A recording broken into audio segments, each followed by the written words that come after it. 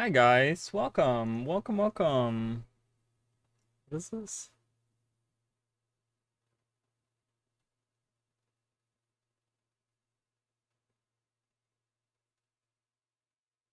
Okay.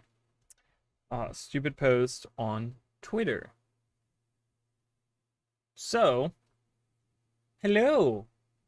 Hello. Listen, I had a really stressful week. Uh, yeah. I don't know. I don't know really where I was going with that. And I guess I lied. I don't know. Here's the situation with my streaming. So I said that this will be, so Mother's Day was yesterday. First of all, happy Mother's Day to all the mothers out there. I know your job is incredibly hard, and I know that sometimes you don't get enough appreciation, okay? And I could say that I really appreciate all the mothers out there. I think you guys do a great thing and a hard job, and it's appreciated. So thank you guys, and I hope you had a good day, because I didn't. I will tell you guys I was working. It was really horrible. It wasn't fun. I just wanted to die the whole time. Uh, it started out okay, but then like an hour into it, we just started having really terrible customers to the point where stuff was just not going right. And I'm just gonna rant a little bit here because I like have no one to talk to. So you guys are my people to talk to. So you guys are gonna have to hear me talk for a minute. I guess you can skip this if you don't want to hear that. But yeah, so I don't know. It was just crazy at work, and I didn't have a good time. And then I found out that apparently, which we've never been, but we have, let's say, new owners, so to say, for the restaurant that I work at. Apparently, we're going to be open for Father's Day, which is a first for us ever in the 5 years that we've been open.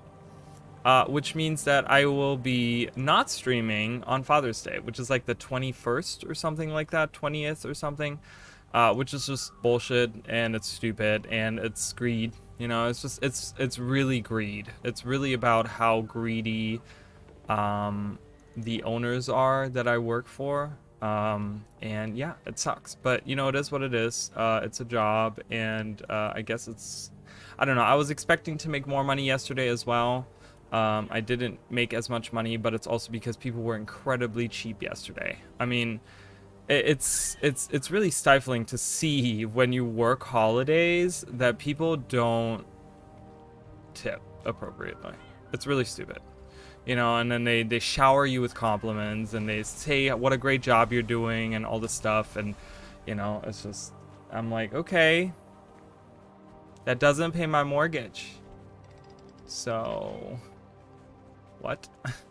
You know, but it is what it is. So again, so that day I will not be streaming, and you know what, I'm not gonna make any promises that this will be the last. Hey Emily. And I will not make any promises that this will not be the last Saturday that I will not be streaming, because God knows the owners of the restaurant will come up for some kind of reason to be open on a Sunday again, so that I will have to work. Which is, you know, just dumb. It's just, you know, because he still makes his money. Well, you know, and that's the thing. Like on weekends we make really good money, but I can tell you right now that, like, you know, the work we put in yesterday was just exponentially more than what I do on like a Saturday, but I only made like double the money I make on a Saturday. So it, like, in my mind, you know, because I'm a pragmatist, like, I think about that and I'm like, it just doesn't work out for me. You know what I mean? But for the restaurant owner, he made about, I want to say probably from what I saw in the sales, he makes about like 3 to 4 times as much as he makes on a Saturday night, right? So it's really worth it for him to have everyone come in, you know, but we don't make good money, you know, and then we don't get a thank you, and we don't get like anything, you know. And it's, I don't know, it's just a very, I don't know, it comes with the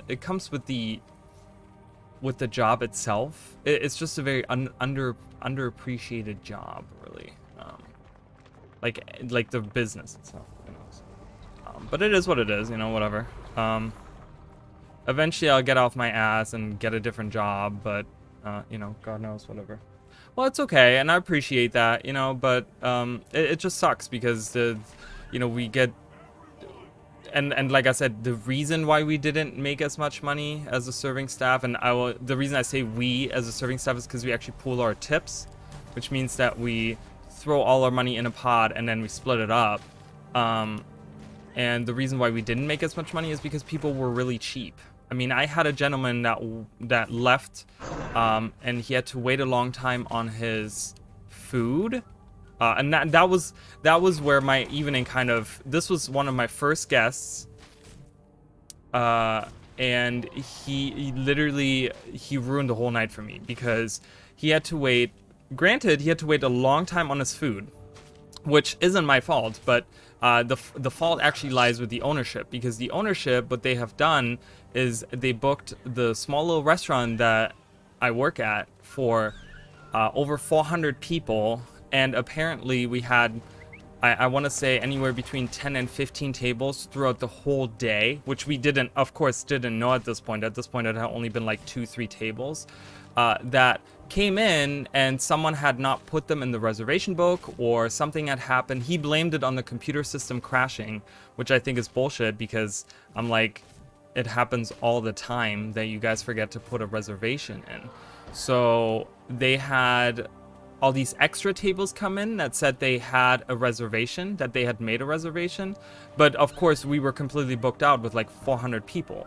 So they had all these people waiting on tables to get sat, and people waited for 30 minutes to an hour to be sat, and then because we had extra tables in the restaurant, the kitchen couldn't keep up, which means people had to wait over an hour for their food. And granted, this table that I had, they had to wait an hour and 10 minutes on their food. And everyone, it was 4 people, everyone at the table was fine except for the gentleman that was paying. And the gentleman that was paying, I was trying to not be nice to him, and I was trying to talk to him, and I was trying to, like, you know, after the fact, like, try to just do the best I could. You know, you know, there's only so much I can do, but I tried to do as much as I could, and yeah, and he ended up not leaving me anything on a $200 check. Which, you know, I mean, I can't really blame him, but it just sucks because that's like $40 that was taken out of everyone's pocket, right? So it's just, we always pool our tips. Yes, we do. We pool every night, which I will tell you, it sounds kind of bad, but I will tell you that in the restaurant that I work at, it's actually a really good thing, because for whatever reason, and I don't think there really is a reason for it, but certain sections will be a lot busier on certain nights, and you never know which section is going to be the busy one. You never know where people are going to want to sit. You never know, like, the capacity of people you get, because there will be, like, you get those really cheap people that want to come in and want to get a really cheap meal and then tip you really horribly. Or you get those tables that come in and they just want to wine and dine and spend like $500 and then tip you $100 because they really enjoyed your service. Like, you know, and that's great, right? But it's really hard to judge that and to gauge that. And it really works out for us because we become more of a team and we help each other out a lot more. But it just sucks when you know, I'm on my feet for 12 hours and you know, I walk home with barely, like, I was expecting to make like an extra $100, like over, I want to say $100 more than I made, and that's a big difference from what I had gauged to make. So, you know, and it sucks, but you know, people like that exist, and they come out sadly during the holidays.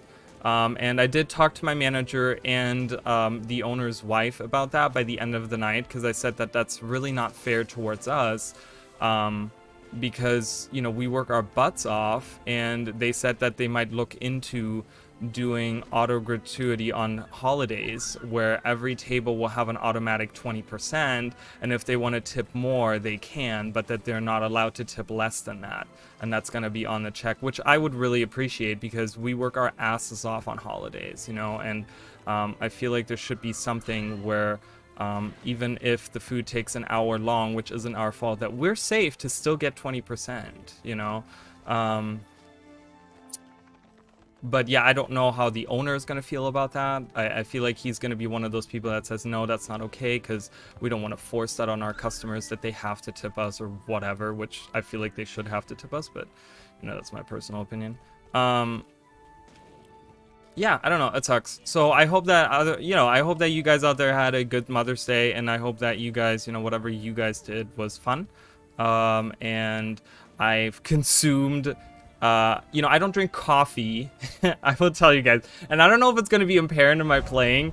And I've been having a good laugh about it, because at first I was trying to figure out what was wrong with me, and I thought I was dying for a minute, but then I was like, oh, you know what? This makes a lot more sense. So I don't drink coffee. But I've been trying to find like some kind of alternative for me to get awake somehow, right?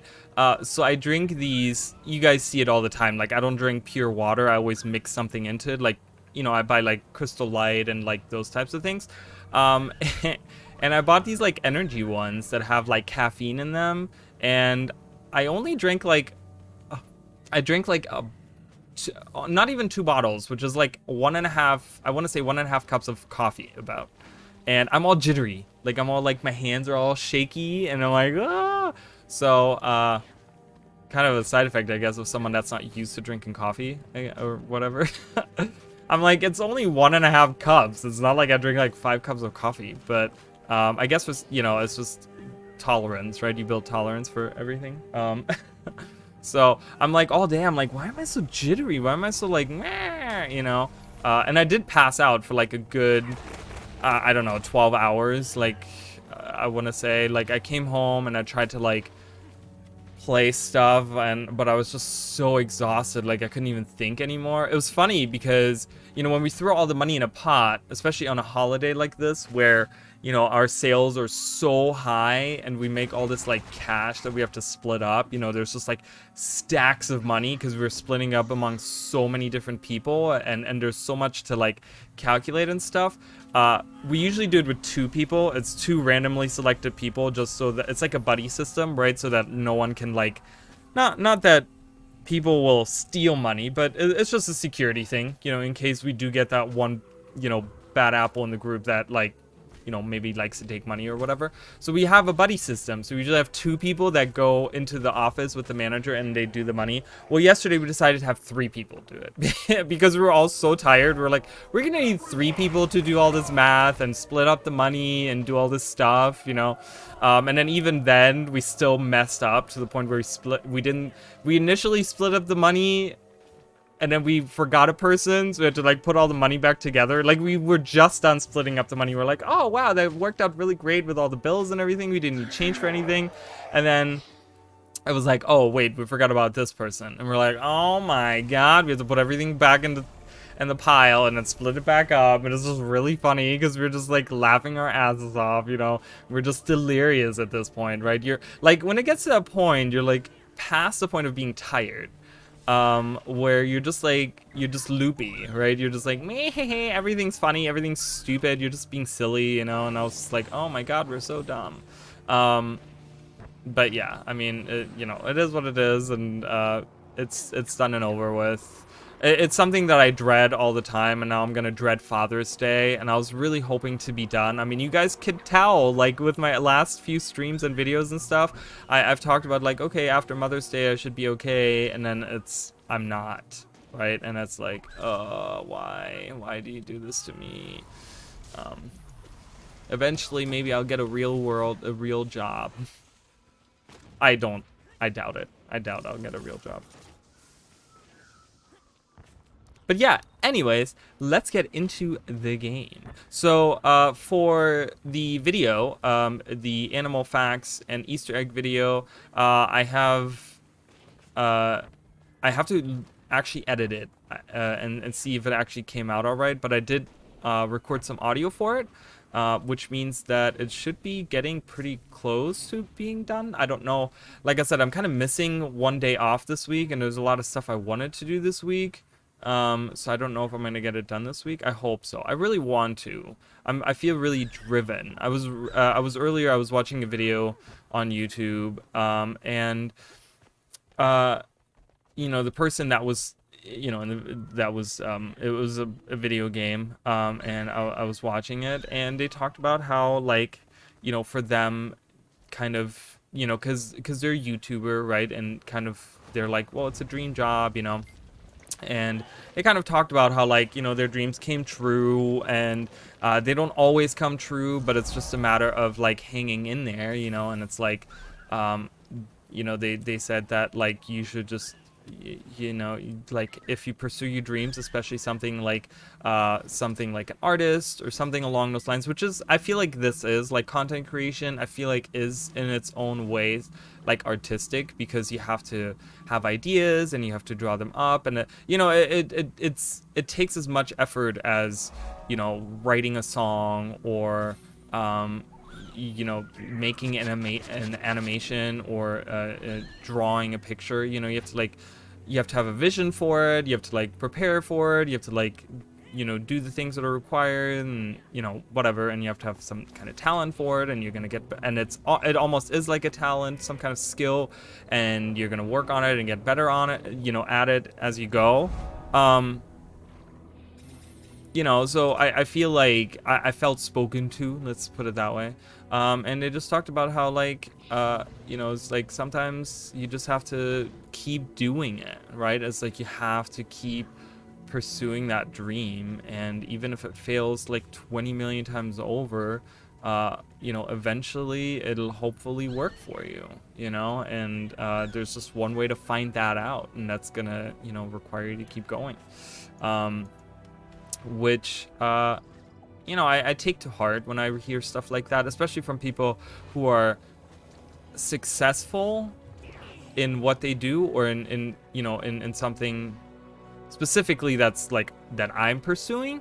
But it's also interesting to think about, because, like, I judge the person based on how they are as a person, as, like, not as a person, but actually as the persona that they take. Like, are they a nice person? Are they a humble person specifically? Like, are they, has the success gone to their head or whatever? Do they think they're so much better? And this particular person isn't like that, and they just talked about how, you got to work towards it. And I'm like, because I would see myself, if I were to be successful with this, I would see myself as a very humble person, because even let's say I would get 1 million views on my YouTube videos, I would probably, every time I would see that number, I'd just, like, be so humbled by people taking their time to watch my stuff, and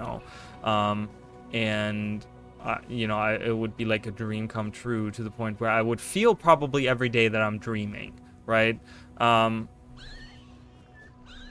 So I feel like that's what I like to listen to those people, because I feel like I kind of share that vision with them, and I also feel like that I would be like them if I were to get to that point. And it just inspires me when I hear things like that, where they're like, well, you know what, I worked on it for like 20 years. I tried to do all these things, all kinds of different artistic things, and, like, this is the one that stuck. That makes me hopeful that, maybe eventually one of my things will stick. Oh God, I almost got stuck in the hole. Speaking of sticking, and I said, oh, here we go, talking about the game, and then I didn't talk about the game. We're on the last map, guys. Last explorable map. Cursed. Wow, my brain. Talk about jittery, and then I can't. It's not a good mix when you can't speak on top of, like, being jittery. It's a weird combo.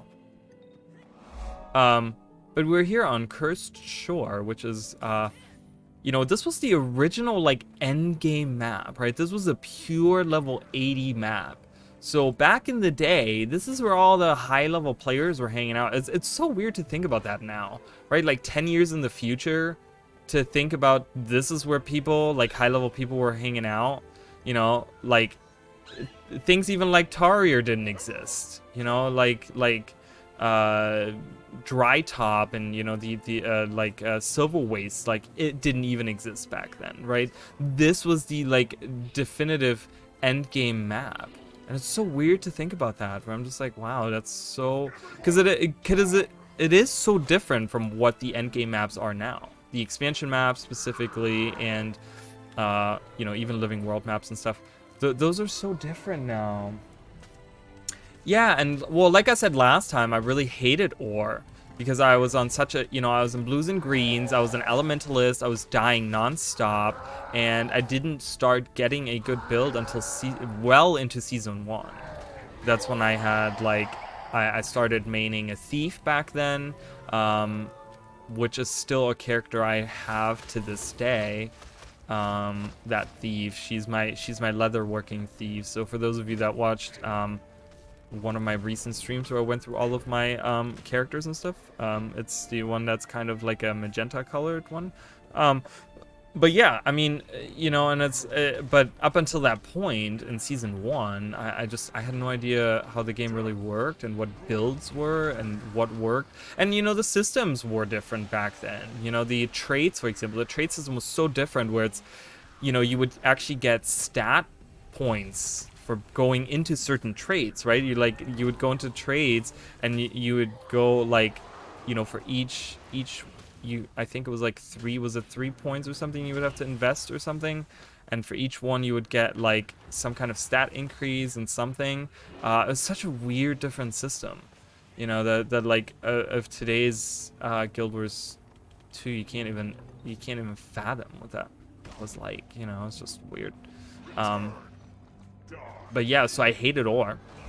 I absolutely... I went the wrong way. And power creep wasn't a thing. Elite specs weren't a thing. Those things weren't there. And yeah, the easiest way... the easiest way now to get like exotic armor is really Karma, right? Karma, the like here in the ore maps or whatever. But back then, Karma wasn't that... Like, the only way back then, like in the early days of Guild Wars 2, the only way to get Karma was to do events. So, and high level events don't even give that much. I mean, we can see it now. Once we finish this, I think, do we get some Karma from these? I don't know if we do. But it's crazy to think about that, right? Where you're just like, you had to farm all these events. And all, and the other method was doing dungeons, right? And but even back then, dungeons were hard because builds weren't a thing. Like websites where you could look up builds hadn't really been established. I think there was like videos and stuff, but they didn't have things like snow crows and stuff, like meta battle and stuff. I don't think those were established. Oh, we actually don't get any karma from these. Maybe we'll do another event and we'll look, because I think you get like a couple hundred, but a full set of like temple armor is like, it was like 270,000 karma or something like that. I mean, that's, for me, it's easy. I mean, I have 500,000, but I just actually recently spent a lot of my karma. It's so easy to get now, but back then that was like really hard to get, and that's how you would get good armor. But I didn't know that, right? I didn't know that. I barely had even seen yellow gear, like rare gear. Really not. Like I said, I was in blues and greens, running around on an elementalist and an ore. I was dying every 2 seconds. I was just like, these Risen are way too strong. I was on a dagger build. That's how I leveled up my elementalist, because, and I actually found, and I think even to this day, I want to say that dagger is still like a very survivable build, because I found myself dying playing on, I would play a staff a lot, and I found myself dying a lot. And then I remember when Fractals came out, I was really heavily into like playing a Scepter. I remember Scepter back then.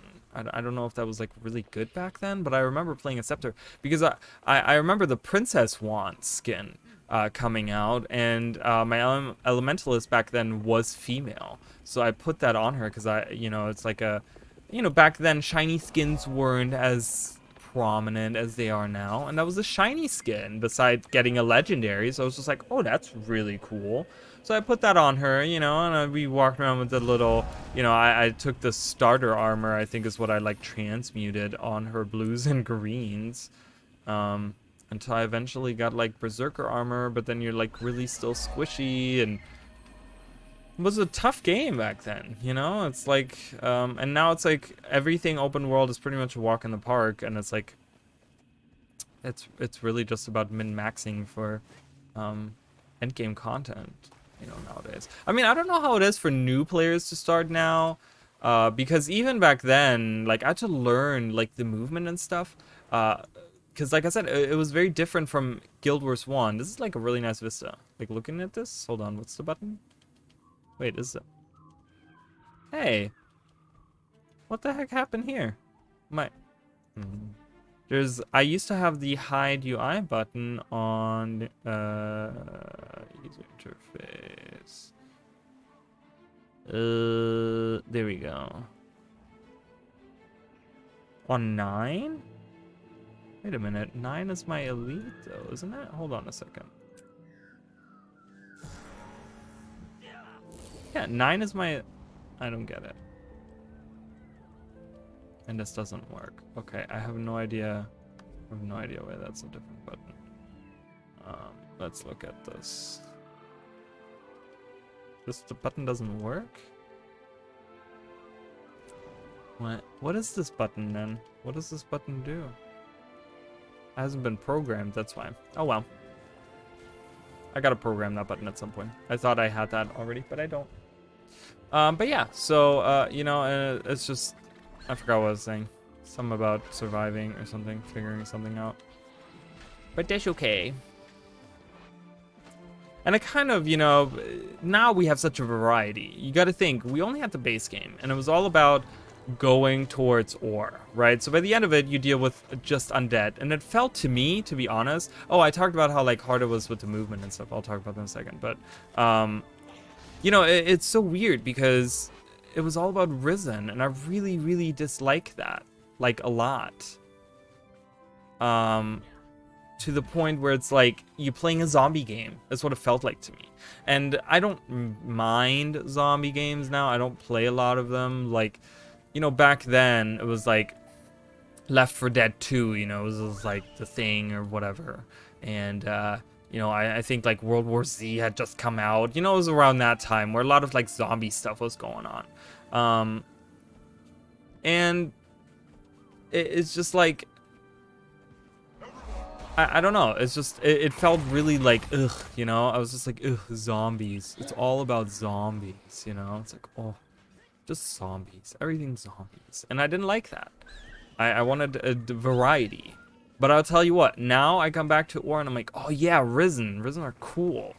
I really like Risen because I really think they're cool, like, node to like the actual like zombie genre. You know, I think they implemented them pretty well.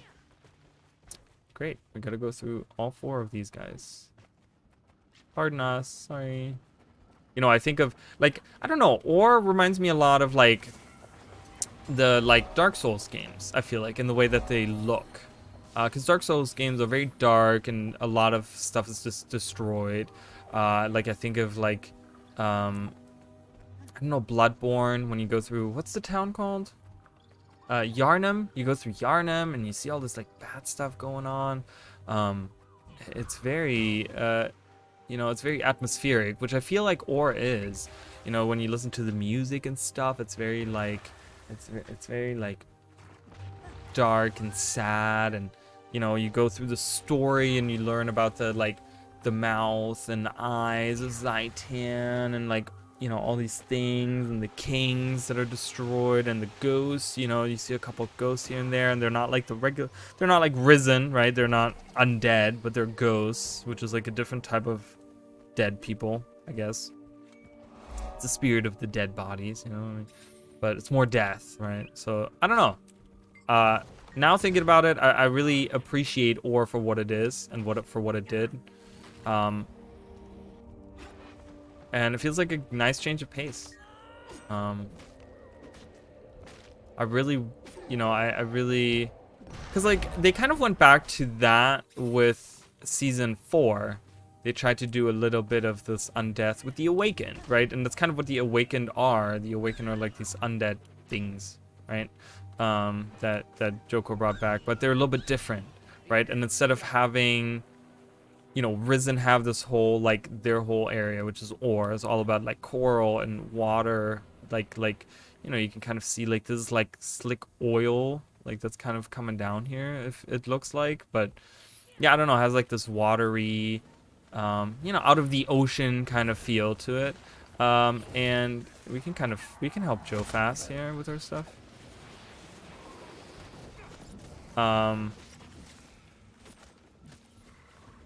You know, the Awakened were different, and I'm not a huge fan of the Awakened. Versus, if I had to judge them versus the Risen, I like the Risen more.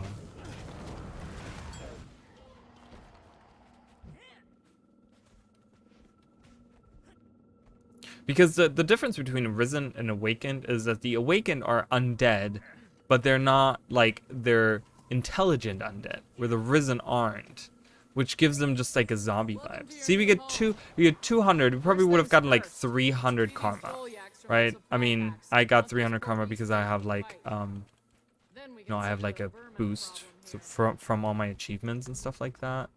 I get 26% more karma, but you know, I mean, with the gold, we probably would have gotten like 200 or 300 karma. Imagine having to collect 270,000.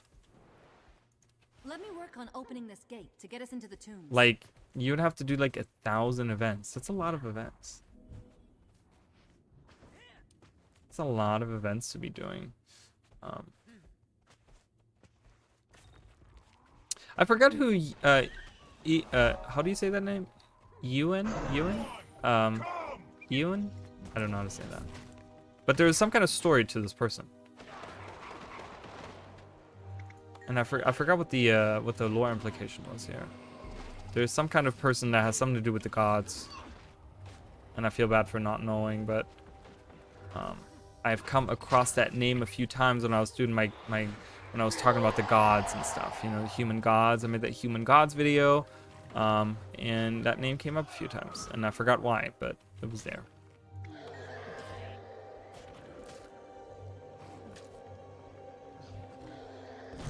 Hey, okay. Oh no, I forgot the stuff up here. We have to go back. We must go back. There's a chest. I want to open it. We must go back. Ooh, it's like a little something coming out of there. What is that? Oh, no. Okay, it's like a... We're looking the side of the thing. It looked like a... At first, when I saw it in the corner of my eye, it looked like a rope. I was like, why is there a rope going into the sky? There, we're in. That'd be weird, right? Oh, I wanted to do like a YouTube questionnaire thing. Oh, really? That's cool. I love that. Are you keeping them for something specific, or are you're just holding on to them for reasons? I don't know. Is there a reason why you're holding on to them?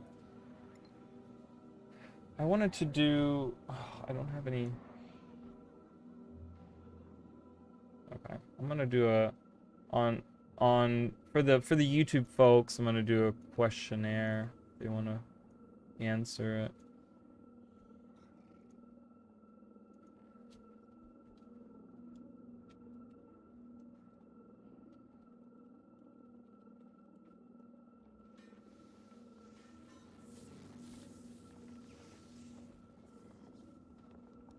That's me all jittery. I can't type.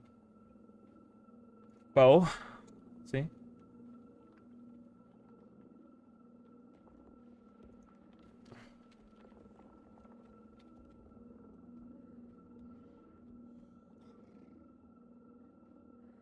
that work? That was weird. I pressed like ask community and it started like flashing really weird.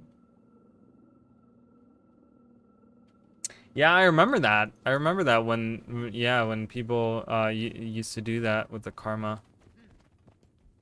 I mean, people like it's so weird. Like even nowadays, people work on karma so hard because and I don't know why. I feel like karma is so accessible, but people are just like, when Winter's Day comes around, they're like, yeah, I can get more karma. It's like, and what are you gonna do with all that karma? Like, to be fair, like, what was I gonna look at? Oh, I was gonna look at, like, look at this, guys. 9,999 is the max of spirit shards you can have. I'm at the max. I'm at the max of spirit shards. Oh, I want to talk about this. This looks like a miniature, doesn't it? This looks like a miniature model of something. And I don't know what this is supposed to be. I always thought this was supposed to be like a miniature of something. Because that's what it looks like. It looks like, these are like really big windows and a big tower. Like, this is different than everything else that you see, and it's also illuminated. So I don't know if this is because when you look at this, right, and you look at these windows right here, they look like the windows on like that building, but those are like way, I mean, they look the same size, but this is like way farther out there. So this is like a miniature, and I don't know of what this is. Is that a miniature of the like Vizier's Tower that we see like way over here? I don't know what the Vizier's Tower looks like from the outside. But is that supposed to be like some kind of ruin or something? I always questioned if this was supposed to be some kind of like, maybe this is the the tower that Zaitan leans on when you attack him. The one that falls down in the end, like signifying, because it is the highest point of Or is that tower that it leans on. And it's only called, I think, like the Dragon's Nest or something, but it's never had any significance, and then they never talk about really any structures inside of a Ra, so it always makes me think of like, what could that have been? Because, was that the seed of the five gods? Because the Ra was built by the five gods, so it's just like, okay, is that where they, is that where they lived in that big tower? Because we know they lived in the city. And then also you get these big arches, okay, and you get these all around the different maps, right? And you can kind of, I can manipulate the screen a little bit where you can see a little bit more. You would not be able to do this if you're not running like reshade or something. I don't think you can see all the way up there.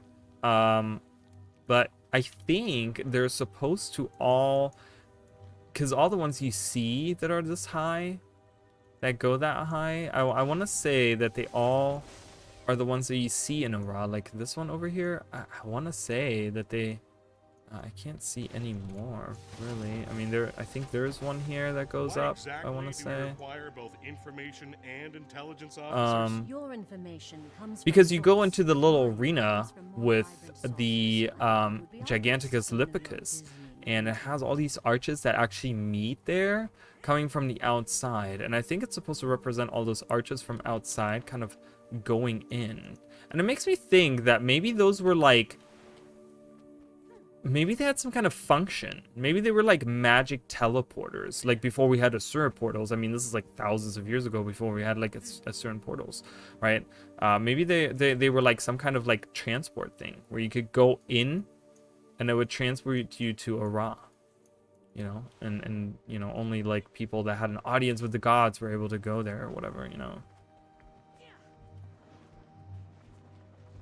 like that. That's kind of like, I don't know. I would really love to explore a Ra or in general before its fall. You have that one right there as well, that arch right there. I don't know. It's just something that I think about. A Ra in its glory days. I know a lot of people think about.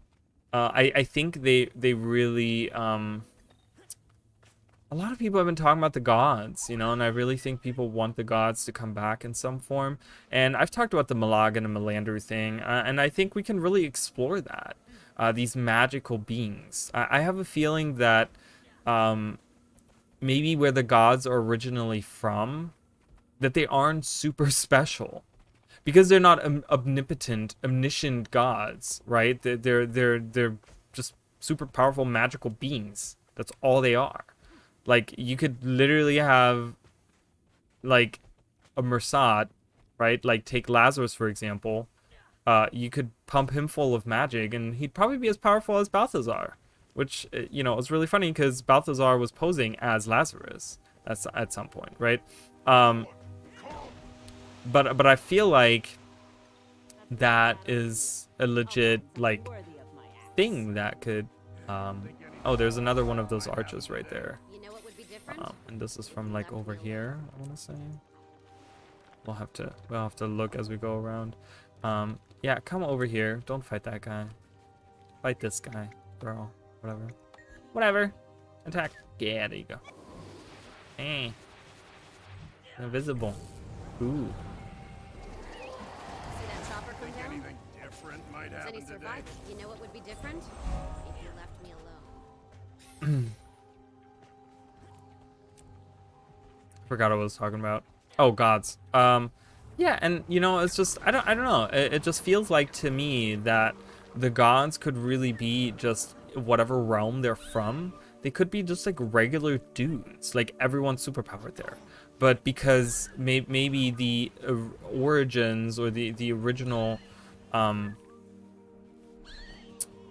the original pantheon or whatever, right? Because we know Duena used to have a father. We know that before Abaddon there was some kind of spider god, right? There was others that maybe they had decided to go and look for other realms. They had their own realms, which, you know, Abaddon's was the realm of torment, and that's where we see the remains. So it's interesting because in the realm of torment, we see the remains of what we think is the spider god. You walk on its back. It's really gross and disgusting. You see these like little these tentacles come out, but you can obviously tell that they were supposed to be like legs of something. So it's like almost like a bug on its back when it died, and the like legs curl up. Like that's what it is, right? And it's like they talk about arachnid gods and stuff, and or at least one that we know of. And it's interesting to think that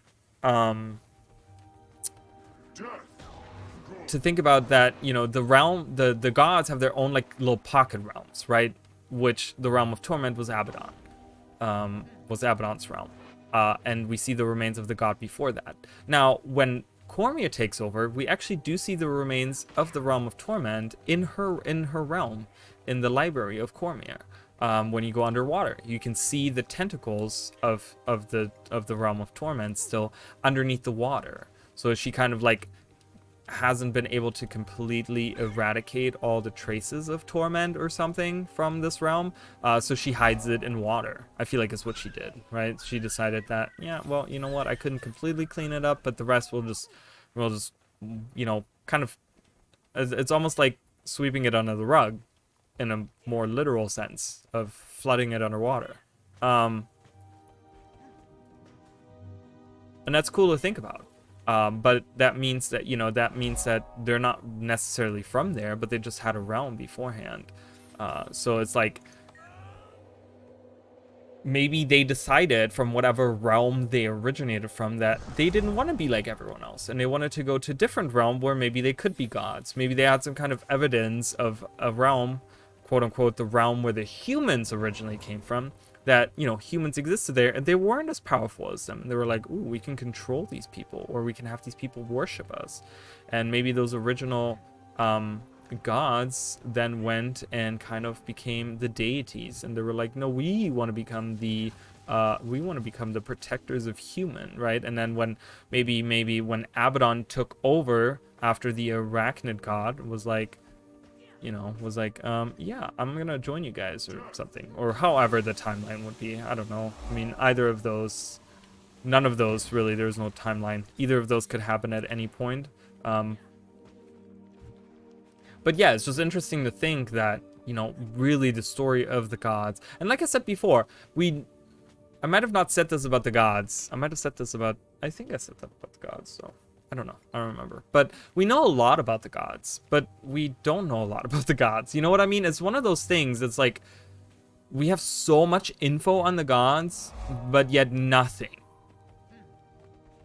Like, it's all like surface level stuff, where it's just like, cool, we know your name, we know you had a father, we know, like, there was others before you, we know they have pocket realms. We know that they walked among humans. We know that they brought humans to Tyria, that they built a Ra, and that's where they lived, and the statues were made by the sculptor, and blah, blah, blah. We know all these things, but nothing of substance, where we can really see, like, okay, what makes them powerful, what makes them gods, where are they from, how do they have, like, you know, how do they, I don't know, it's, you know, how do they do society? Do they have a society of their own? We don't know, and that's what's so interesting about the gods, I think, in general. So I really hope we get more of the gods, and I don't blame people at all for wanting more of the gods, because it's just really something that I could see explored even further, right? Even more. Oh, yeah, we'll come back there, that's fine.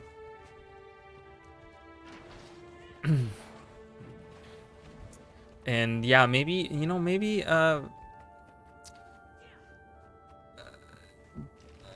new God of War. Like I wouldn't be like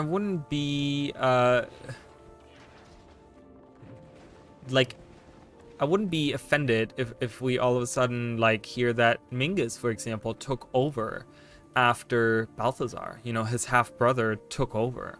Was like, you know what? Because they had been at war, and they had been at war for a very, very long time.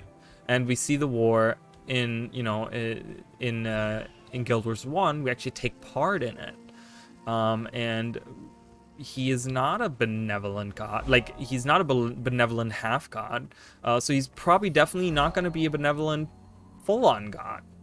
So is he going to try to become part of the pantheon, and are they going to be okay with that? Is he going to try to take Balthazar's place and be like, yeah, well, you know, my brother is dead. I'm going to take the place. And are they all going to be like, yeah, cool, that's fine. Hang out with us. I don't know, right? Is he going to be, you know, or maybe he has a change of heart. He's like, well, you know, he's only really warring with Balthazar for the position of God, certainly. So is he going to be a lot better? He's like, well, now that I'm God, I don't have to be evil anymore. I'm actually a good guy. Are they going to make him like that, where he's like, okay, I've achieved my goal, and I want to be a benevolent god, so I'm going to just do what a god really should do, and be good to all the people of the world. That's cool to think about. And we haven't seen him. We don't know what he looks like. We know what his greatsword looks like. Or at least we know what Mingus is, because it's pronounced Mingus, apparently. Greatsword. It's Mingus's Agony, which you can get in the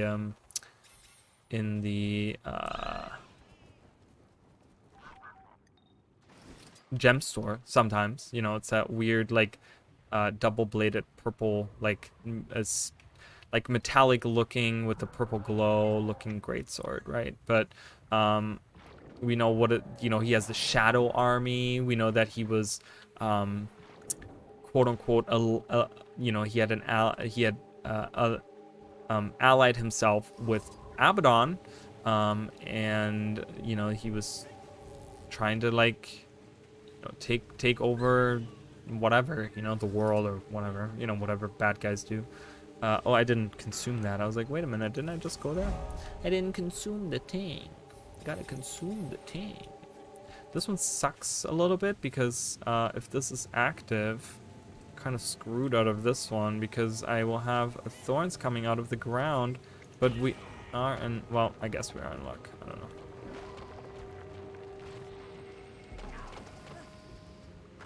But yeah, I mean, the gods is something that I would really love to see, and you know, like I said, see other realms.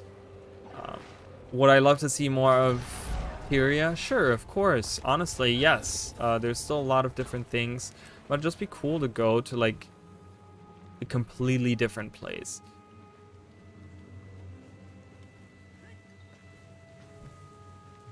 But I'm sure ArenaNet is gonna come up with something good. Harbinger Torch. This is way before Harbinger was an elite spec, guys. But here are elite specs torches. Just kidding.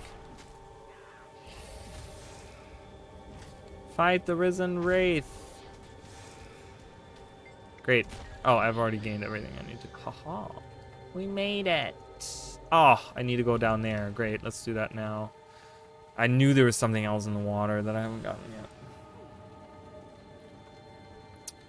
So. That's okay.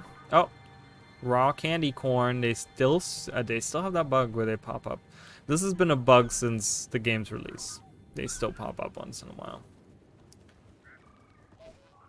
You know, and I don't know. I would, one thing at a time. Someone is not excited for the quarterly profession update.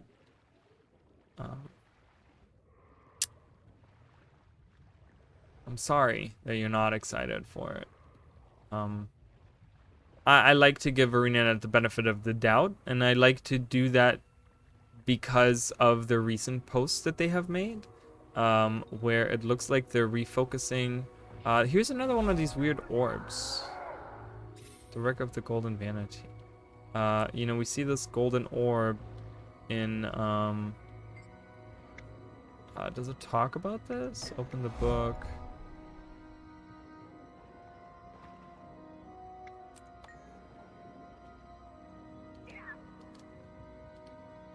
Continue reading.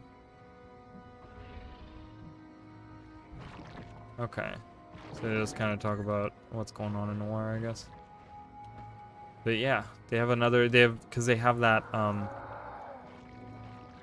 they have that over here, right here. Where there's an orb just like this, and the whole island has been transformed into like a metal thing. But then people also, since season 4 came out, oh, there's an interact. Oh, shiny orb. What does this do? Grid King as tribute. Huh. I had no idea. People were comparing this to what the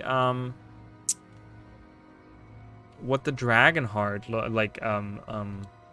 Krokator's heart looked like. Yeah. And I don't know. I don't know how I feel about that. I think it's one of those things that ArenaNet kind of put in, and it's a loose end of something that they will never come back to.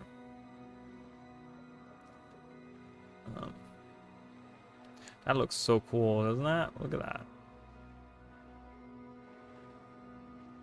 Wouldn't this be made, like, this wouldn't be like the imprint on the inside wouldn't be nature made. Wouldn't this be made by a creature? Like something that like rolled itself in there? That'd be a big creature. Yeah, but like I said, I'm really, yeah, people. I think people get a little ahead of themselves sometimes, where they talk about like, oh, well, the gods and stuff. But it's like, you got to think. First of all, we're doing season 1 right now. We're talking about the Alliance update. We're talking about the even closer to those things. We're talking about the quarterly profession update, and and most importantly, after those 3 things, we have season 6, right? Season 6, and that's obviously not going to take place, or it's obviously not going to have stories of the gods or anything like that. It's going to be, it's going to be. Wait a minute. That arch is over here, right? Yeah. So we have another arch. So the arch I was talking about is the arch that comes out of here, I guess from down here. That arch right there. It's also one of those big arches. And they used to be golden. Apparently they were golden arches. But they look more auric in that one sequence in Jahai Bluffs, where you can see the towers of Ord, like how they used to look and stuff. The battle against the Char, where it's like a pocket of time or whatever. But yeah, I just think that people need to like realize like one step at a time. And like I said, I give ArenaNet the benefit of the doubt because, they have recently pretty much rehired a lot of the people that have left, and I think that with everything that has happened over the last few years, ArenaNet is now at the point where they hopefully have recovered, and that they have a proper structure, and that they can do what they want to do, or what the game deserves, I feel like. And this is the first set of releases that we've had since then. Yes, is End of Dragons lacking? It is. It does have its flaws, but I just think that it's really good too in a lot of different ways. Um, it is really good. The only issue, I think, the only overarching issue that I have with a lot of the stuff is that a lot of things still haven't been fixed, which I don't see a lot of bug fixes happening right now. Just from reading the patch notes and stuff, it just doesn't look like they're doing a lot of that. And my fear is that they will leave a lot of the stuff just once again to do the regular ArenaNet stuff. And like I said, I'm giving the benefit of the doubt, but I'm not giving them the whole benefit of the doubt. I'm not giving them the, like, you know, rose-colored, like, view of, oh, hey, everything is going to be great from this point forward, because I just have evidence of 10 years where I know certain trends are just very apparent when it comes to ArenaNet. And one of them is to leave content behind and not update it. And there's certain achievements I still haven't been able to do because they haven't been fixed. Like the Vault Hertz crypts, for example, in what is that called? The Echovault Wilds, because it's still bugged. There's a bunch of the fox things, the chests that you can find that is bugged, that are bugged still. They're supposed to, like, you know, you're supposed to lift up a rock and it's supposed to be a chest underneath, and it just doesn't appear. There's a ton of those. You know, it's just, I want to give Arena a benefit of the doubt, but I'm also wary of, have they just now abandoned End of Dragons? Like, you're not doing a new season, so please concentrate a little bit more on End of Dragons to fix at least those things, because that's gonna drive me nuts if they do that. And yeah, I don't know. But like I said, I'm hopeful for the future, and I'm excited to see what we're gonna get. I think we're gonna get some good stuff. You know, season 1 is gonna be great, I think, because, you know, the thing with season 1 was that I'm gonna be honest, I don't remember that many bugs from season 1. I might be completely wrong on that. But I just don't remember there being, like, all these different things that were broken. I think in part that has to do with them not actually creating new maps for season 1. So just using old... Oh, crap, I do have to go up there. I was like, do I have to go up there? Nah, I don't think so. And then I jumped down. Silly me. But, you know, I just think that...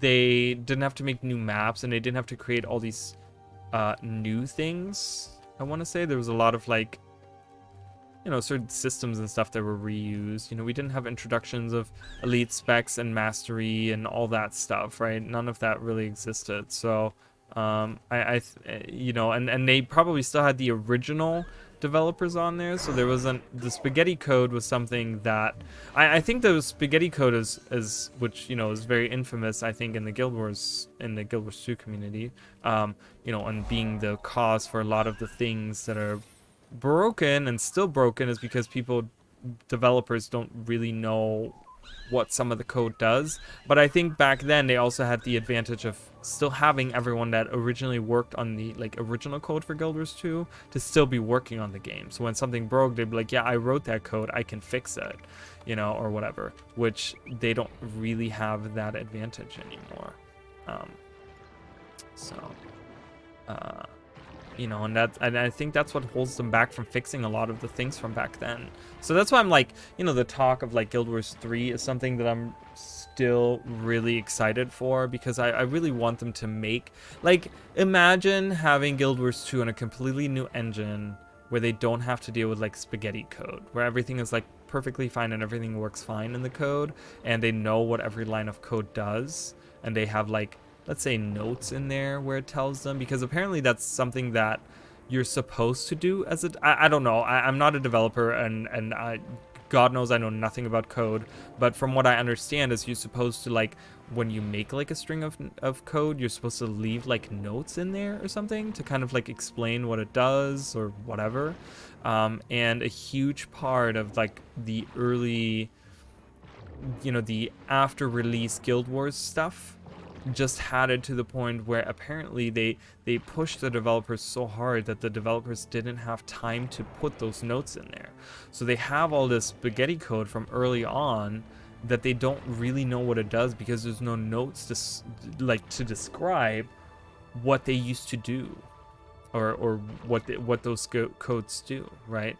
And then they might, oh god, okay, this is just AI is freaking out over here, which, you know, that's why I'm like, if they do a Guild Wars 3 and they use, look, it's little fishy everywhere, and they're not undead, which is kind of cool to think about.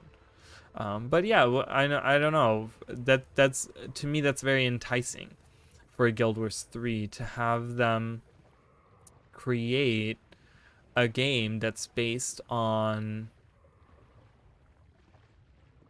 the world of Guild Wars, the world of Tyria, maybe, whatever.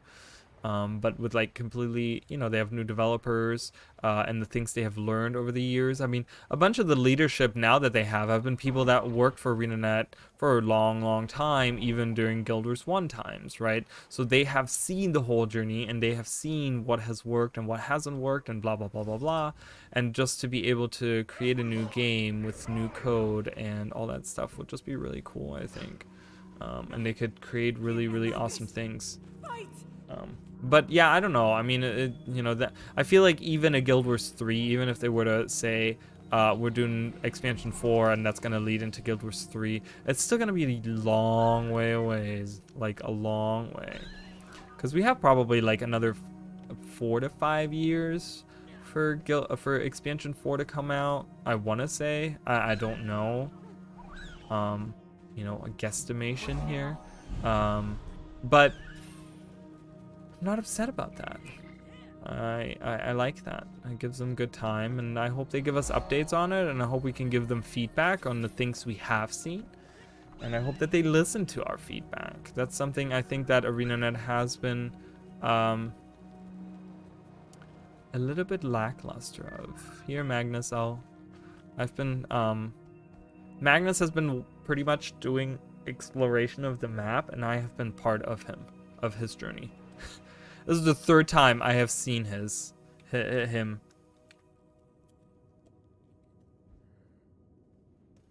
time I've seen this character, which is cool. I love that. It's awesome. Da, da, da, da, da, da.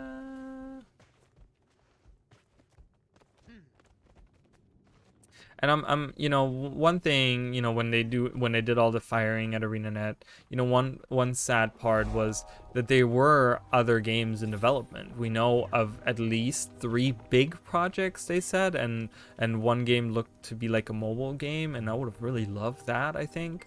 And something that looked to be, I don't know, there were certain screenshots to me where people are like, oh, that looks like a Guild Wars 3. It looked to me to be like a team deathmatch game, like a paladin, or like a like Overwatch, like something like that is what some of those screenshots look to me personally. That's what it looked like. I was like, ooh, these look like games. This looks like a game that would be like a team-based game or something. And I would love ArenaNet to kind of branch out and do different kinds of games.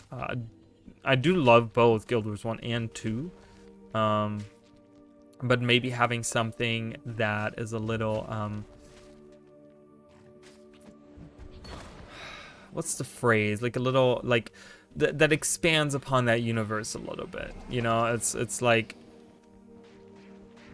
you know, if you were to create maybe let's just throw it out, like a real-time strategy game.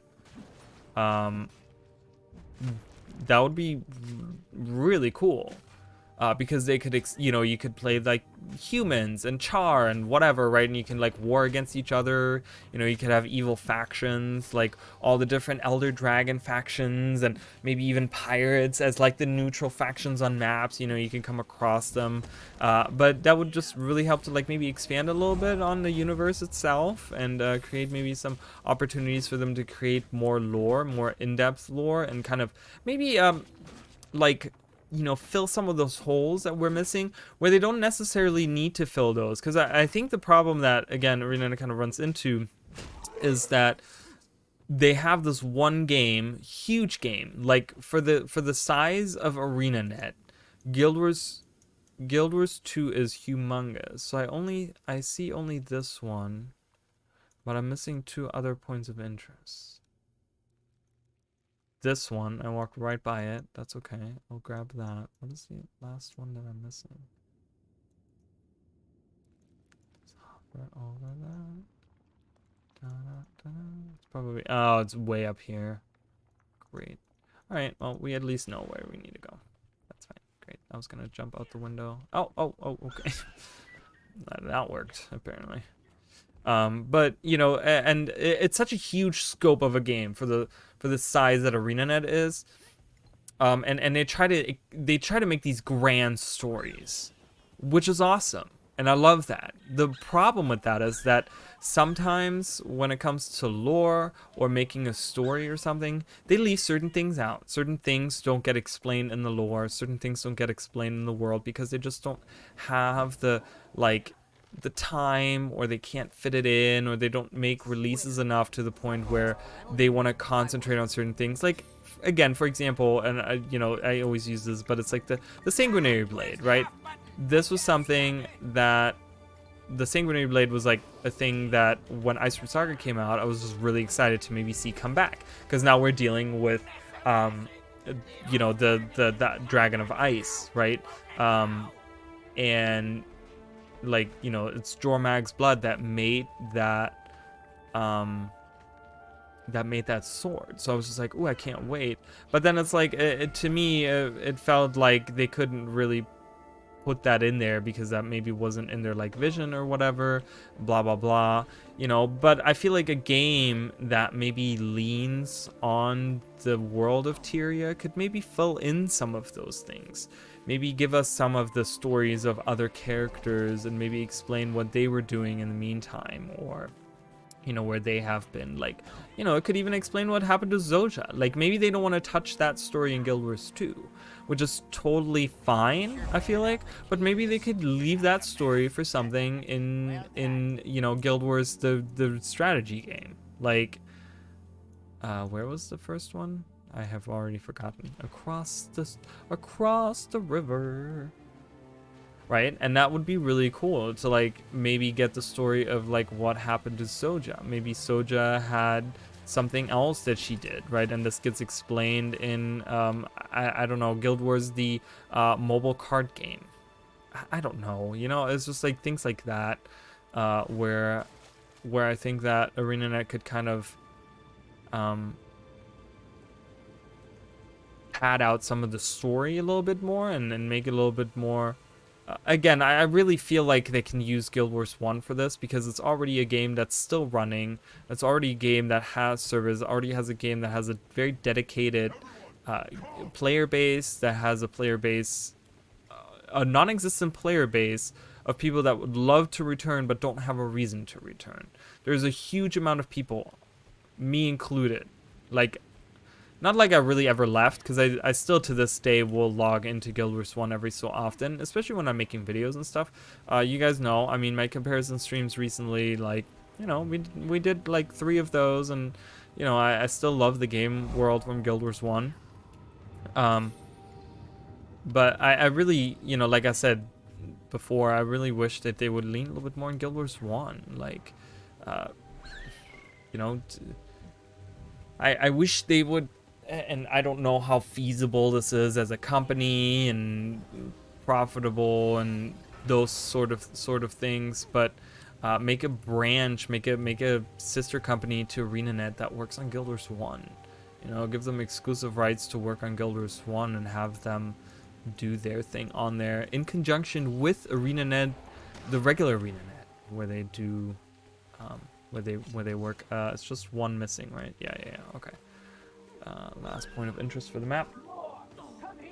I don't know, just certain ideas, and again, if I was a billionaire, I'd probably do that.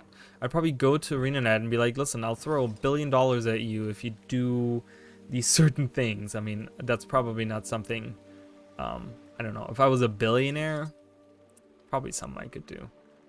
They would probably take a bribe. They'd be like, $100 million sounds really good. Like, I'll give you $100 million to do this thing or do this thing or whatever, right? I don't know. But either way, I'm just glad that ArenaNet is still in existence and that ArenaNet is eager to make more things for Guild Wars 2. Like, I think I would have been more upset if the whole idea of them getting all these firings that ArenaNet abandoned Guild Wars 2 and said, you know, like I have a feeling that when NCSoft went in there, you know, they went into the office and they said, you know, hey, you know, I don't know how this whole thing, but this is how I like imagine this went.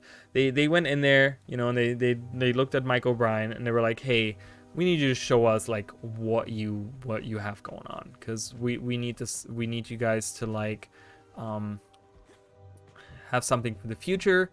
You know, the world is moving forward, the world of gaming, and we need you guys to show us some really awesome stuff. And so maybe they showed off what they had, and the company was like, and NCSoft was like, okay, listen, the scope of your company isn't big enough to work on all of these projects at the same time. We need you to decide on one big project. You can't do all of these other projects. You haven't shown anything to the public. You haven't advertised any of this stuff, any of this other stuff. So we can't really, you know, we know that Guild Wars 2 is something that does make money right now, and that's kind of what we need you to like focus on. But maybe they gave them a choice and said, you know, but if you guys want us to like completely, you know, if you think this new big project is like ready to be like the next big thing, that maybe we can you know, support you on that. But they probably decided like, you know what, all the other projects weren't good enough. Like, imagine if these other projects they worked on, they were like, you know what, maybe it's time to let go of Guild Wars 2 and we're gonna end it with Icebreath Saga. Imagine, that would have been so sad if they had like quit Guild Wars 2 before End of Dragons came out. I mean, like, would I be sad now if they quit Guild Wars 2? Not as much as I would be. Like, I would be really, really sad, of course. But I wouldn't be as sad as I would have been before the release of End of Dragons. Because the thing with End of Dragons is that, you know, Cantha was such an area that a lot of people wanted to go back to. And them finishing Guild Wars 2 before going to that area might have really upset people, right? And it would have definitely upset me, where I'm like, great, you know, we get all these other areas, but the one area that all of us really wanted to go back to, we never get to see. And that would have been really upsetting. Now, I would be really sad, but would it really be that awful? You know, I mean, like I said, it's been 10 years, and I think it's been a good 10 years. I think sometimes people in the community underestimate how, oh, once again, we only get a transmutation charge. Surprise, surprise. I think it's been a good 10 years. I really enjoy the game, and I really, really, you know, there was a post by, who made that post? One of the, I think, was it That Shaman? I think it was That Shaman, maybe. I don't remember who made it, on Twitter today. Today or yesterday, I don't know. Time, you know, like I said, for the last couple days, I've been just stuck doing, you know, just at work, so I don't know when it was posted. But they said that they were like, I guess they were getting, they kept on getting shit for kind of talking shit about the game or whatever, and people were saying like, oh, if you don't like the game, just fucking go, like play something else or whatever. But the picture was of them getting their 36,000 achievement points, and like onto like, and the post was like, well, you know, this is like, and they didn't say anything, they just posted that picture in response pretty much like, I love this game because I have 36,000 fucking achievement points in this game, which means I really, really fucking enjoy this game, right? And I really think that maybe achievement points aren't a good indicator of how good you are at the game, but I can assure you that those are a good indicator in relation to time, of course, because the more you play the game, more and more achievement points you're gonna have. But if we're talking about the 10 years, I think that 33,000 or 36,000 is a good indicator of showing how much you love the game. I didn't get all of these achievement points because I hate the game, and I didn't play, for 8,178 hours, almost 79 hours, because I hate the game. I play because I like the game. And all the criticisms that I have are because of, simply because of how much I love the game. The criticism is because of how much I love the game. It's not because of how much I hate the game. That wouldn't even make sense, right? Because if I hated the game, I mean, there's plenty of games that I've hated in my day, and I've quit those games because I've hated the games for one reason or another, right? But it is just that way that you end up, quitting games that you don't like, rather than playing for 8,000 fucking hours and getting 33,000 fucking achievement points. So, and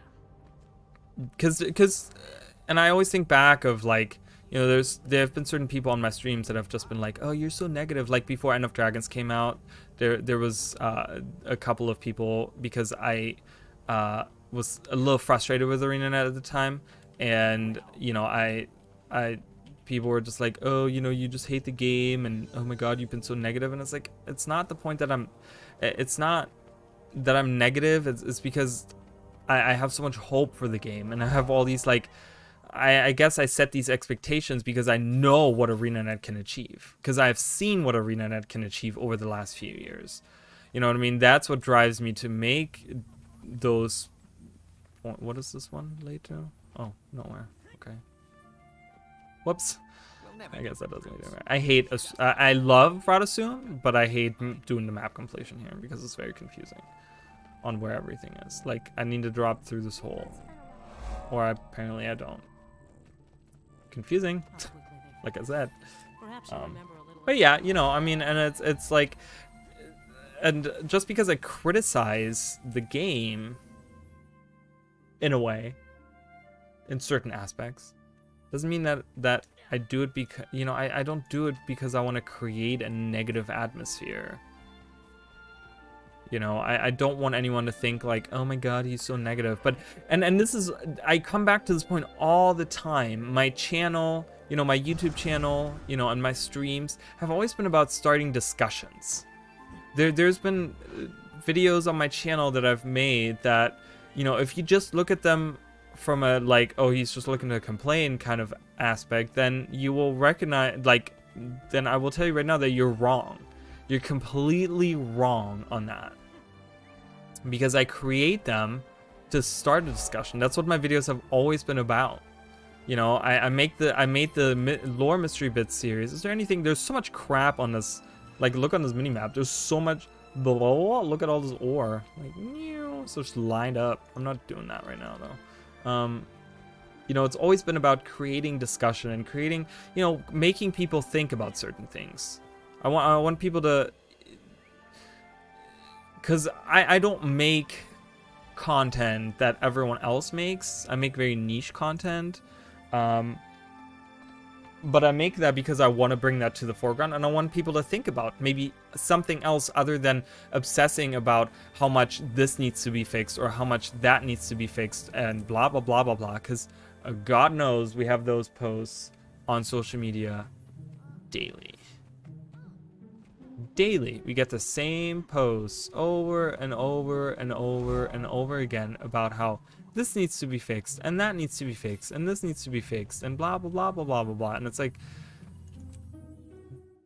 I don't know, it's strange to me because it's like, again, I don't want to dismiss those people's opinions, but it's like, do you not look on, like, you post on Reddit, which means that you're probably an avid visitor of the you know, subreddit. So do you not read it? Do you not see that people already have made plenty of posts like that, where they talk about this needs to be fixed or that needs to be fixed? Like, you know, and a lot of these nowadays are about like fix this before the Steam release kind of thing.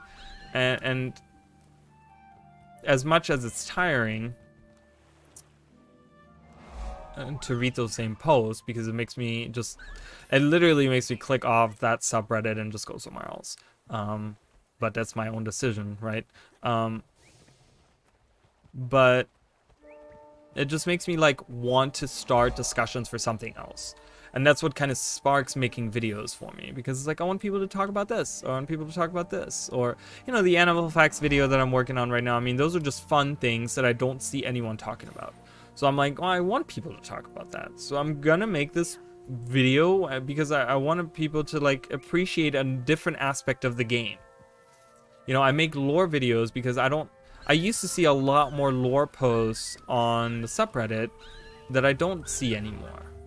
And I make the videos because I want people to talk about the lore, or, you know, whatever, right? I don't know.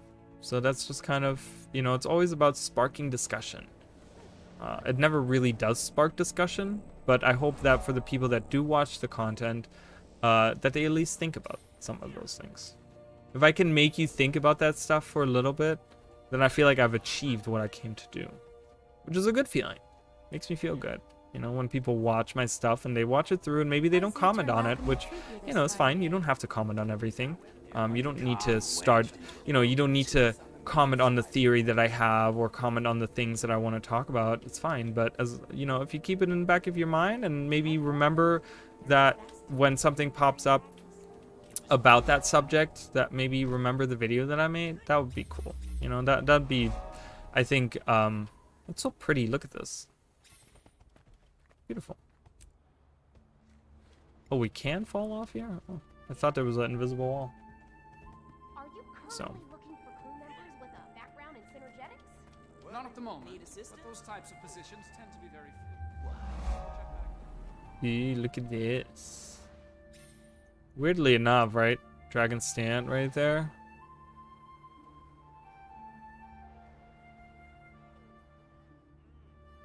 It's weird to think. Like, down there. Like, I don't know. They should replace that mountain right there with the tree. Or Dramas tree. Like I said before, I really want them to go back and change some of the older sky, because that's part of the skybox as well, that mountain back there. Oops, I did fall. Whoopsie. Oh, I'm safe. That's really cool. That looks awesome. Great. I'm gonna have to actually teleport out. There is no way for me to get back up.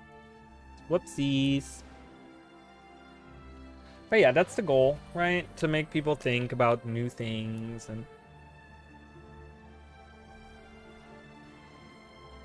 it is what it is.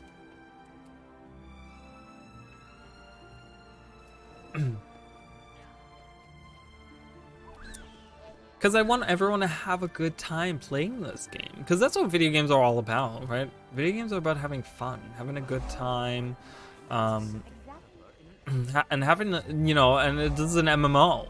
So it's not just about having a good time, but it's also having a good time together.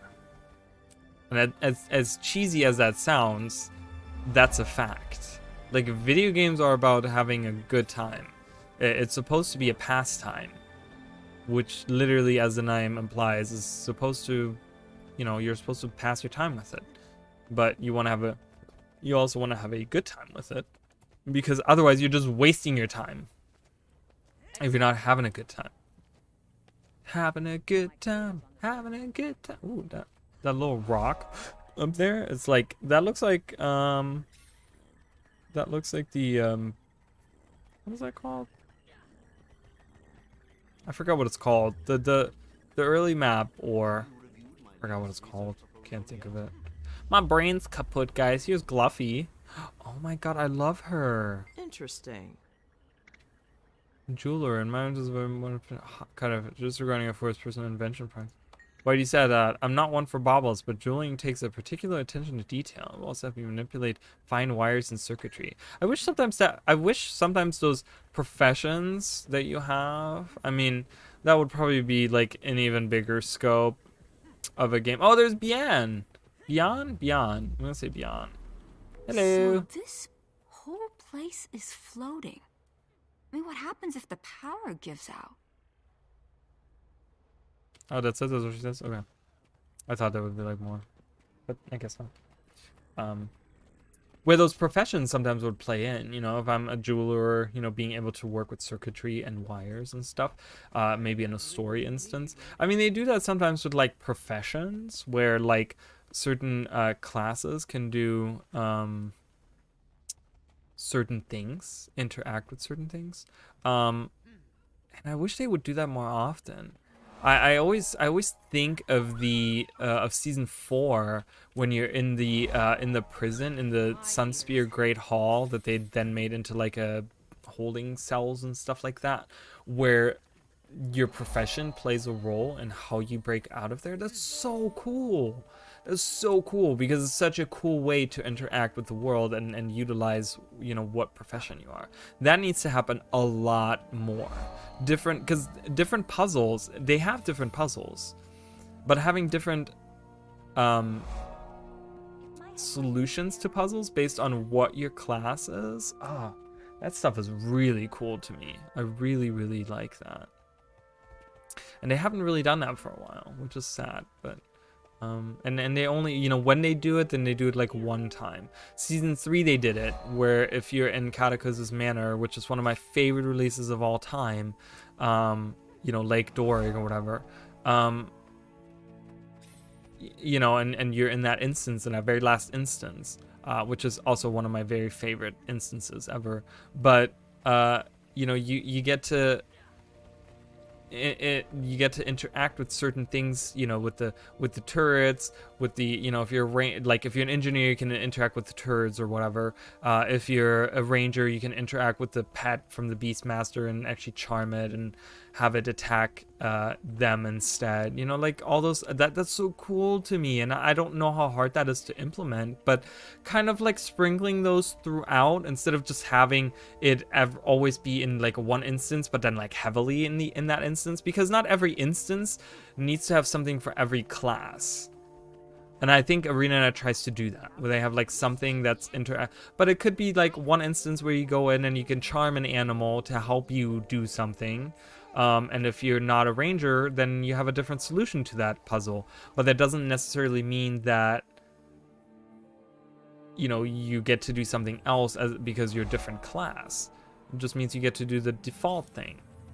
But then in the next instance, if you're Mesmer, you can then, you know, teleport or create a clone to distract an enemy and do whatever in that sense, right? I don't know. There's just... Okay, I'm still missing a waypoint. Oh, this one. And that point of interest. And a vista. So many things I'm missing out. I conduct my business. Why am I arguing with a golem? That's really good dialogue, by the way. It cracks me up every time I hear it. My council would hear about it. I have rights. Why am I arguing with a golem? Love it. It's great. Great piece of dialogue right there. Look at the different... Looks so cool. Radisson is awesome. I would love to see another city cube. Like a fully functional one. I have no idea how to get the rest of this stuff. Because it's so confusing on what level. Oh, oh yeah, the last vista is the one on the block down there. Can I fly down? Where is it? Oh, there it is. I'm coming slowly. Oh, I made it. Is there a safe way to get back out? Because I know you can jump down there, but can you jump back out? I don't know. Why are those golems down there? What the heck? What the heck are you guys doing down here? Hello? Oh, I can't even go over there. Hello? Okay.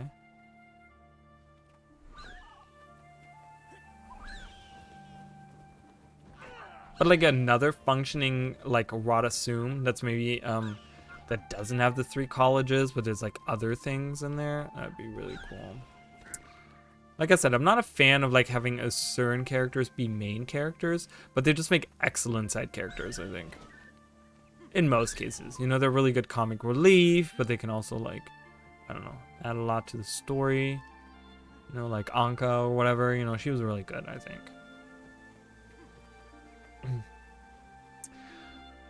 Honestly, yeah, Karma, I mean, Karma is, I don't know how we like even came up on the subject again, but yeah, Karma, I mean, honestly, I have a lot of it.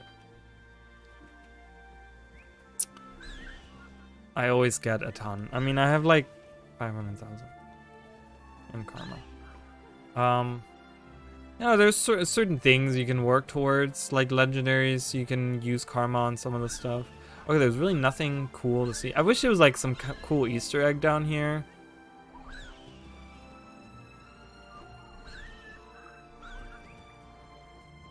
But there's really nothing down here.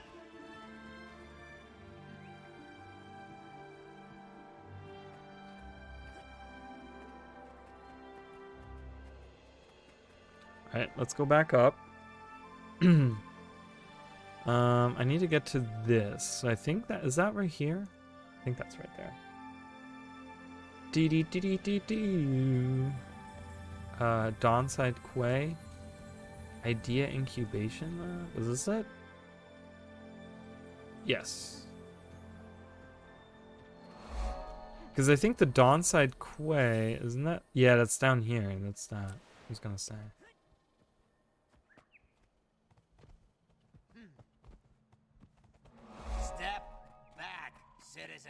Step back, citizen. Bleep, bleep, bleep, bleep, bleep. Alright, one city done. Let's go to the Grove. My favorite city. The Grove.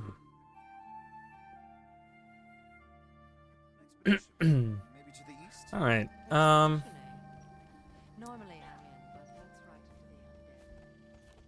don't know. I was trying to think of like what else to talk about. I really enjoy this. Like, there's like fruit. Is this Sylvari growing in there? I think those are supposed to be Sylvari growing in there. Because you start out. Originally, you can't. Yeah, these are Sylvari that are growing inside of their pods. This is where you were born originally, right? You were actually like born, and you came out naked, and you had to talk to her, and she would give you. Once you receive your equipment, you're on your own, my friend.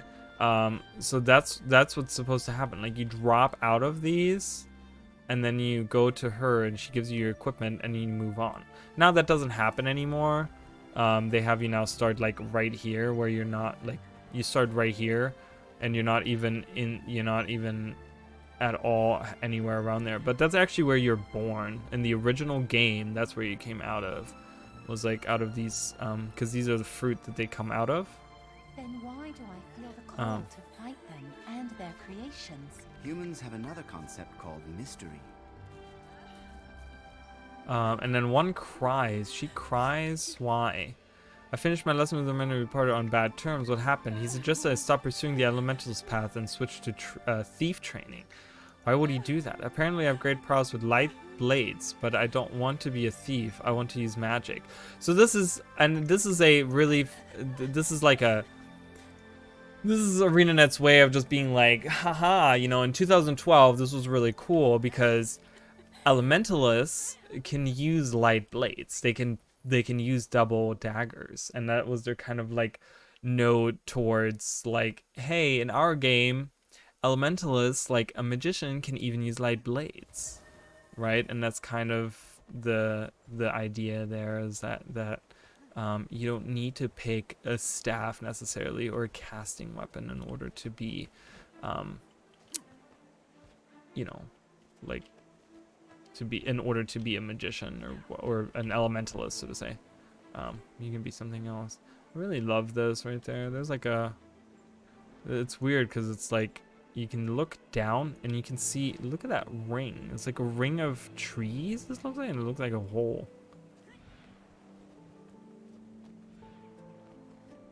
I would love to explore the outside of the grove. I mean, in Guild Wars 1, you were able to do that because specifically this whole area, you would actually, I think, you would start somewhere up here and you can see, like, do you see that? That looks like a building, doesn't it? There's a road. There's a magical black triangle of death. This was obviously painted in paint. This looks like me if I want to draw a river. This is what it looks like when I draw a river, guys. So that's my artistic abilities there. So I did this. This is my work. It's like I put my initials down there. Boop, that's me. Sea Rider's Gate. What does that mean? Necrolith Bay. What does that mean? I want to see what this leads to. What is this road thing? What is this? This looks cut out. This looks cut out. This looks like they painted over it. There was more map here and they were like, no, we want to make this water. So let's just paint over it. They were like, paint over here. Leave a couple islands here. They forgot this spot. But that's what it looks like to me. Because you can see that they didn't fully, because they like, right? You can see their strokes the way they painted over that. Weird. But always makes me want to explore more around. I also hate that we don't get to see, again, this is something where, you know, this is technology that they use in Cantha, where we can see the city from Xingji Island, and then we can see the mountains of Xingji Island from New Kaineng, right? And it would be really cool to see the spires of ore from the grove and see the pale tree in the distance from ore. And that's where the new skyboxes that I talked about should come in. I really feel like they should go back, and I don't think that would be too hard of a job to do, to make these skyboxes. Again, like I said, I don't know what it takes to make skyboxes. It could be like that one skybox takes 3 years to create, and I could be like completely off on what I say. If that's the case, then don't worry about it.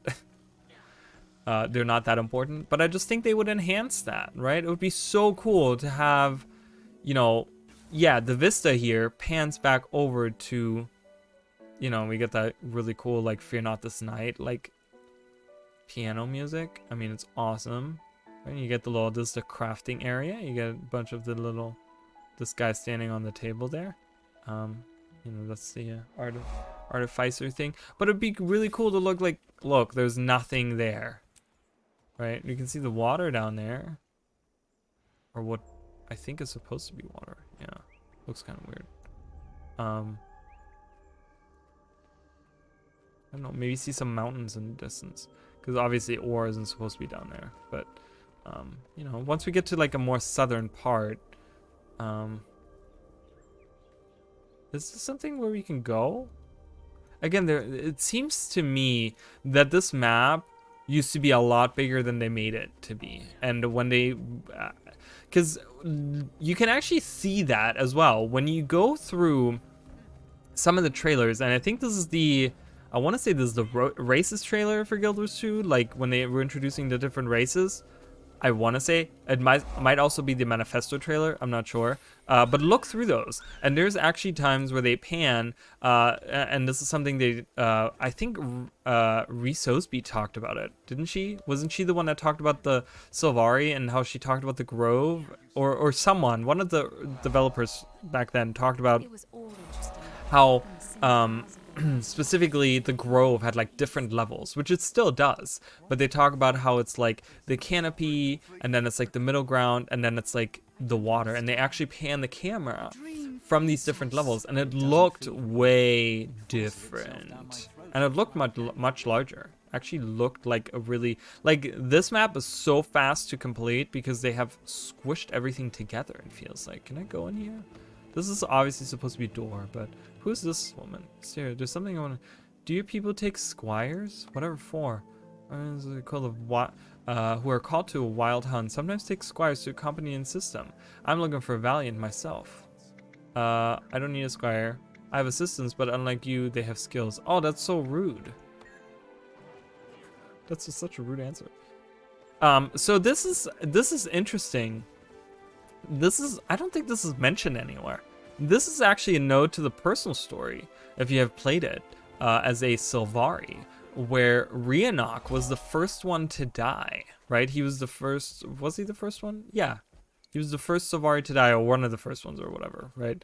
Because I still can't believe that he's the first one to die, but maybe he was. I think he was, but or so the canon says anyways. But anyways, so the story there is that like he took a squire, and the squire is, oh, there's Bian, we can talk to her there. That the squire took the sword, Calidbulg, right? And then you have to defeat the squire. But you don't see any other Sylvari with squire, like ever. Like that's not even a thing for other races or anything, you know. And it's just like, huh, that's really strange, right? That's like really, really weird that that's something that Rhiannoch did, right? But then you have this NPC that says that sometimes they do that. So it kind of gives you more world building too, so. How do I get up and get? Wait, there's a door in the back. Oh, there's right here is a ramp. So this is a bar, right? We're gonna chill out at this bar because I gotta use the restroom real quick, guys. And I'll be back in like a few minutes. And we're gonna, what we're gonna do is we're gonna put on a show for these people. Right here, council cook. Right in front of this council cook, we're gonna dance. And I'll be right back, guys.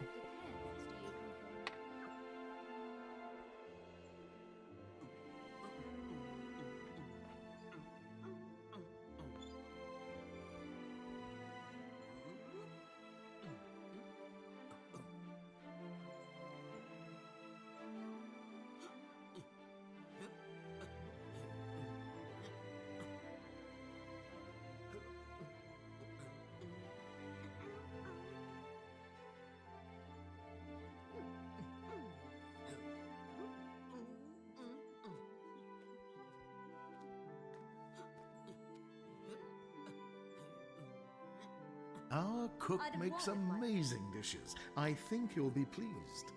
As long as his food and drink are more interesting than his conversation, I'll be happy. You're ignoring me. You both know I was the victim today.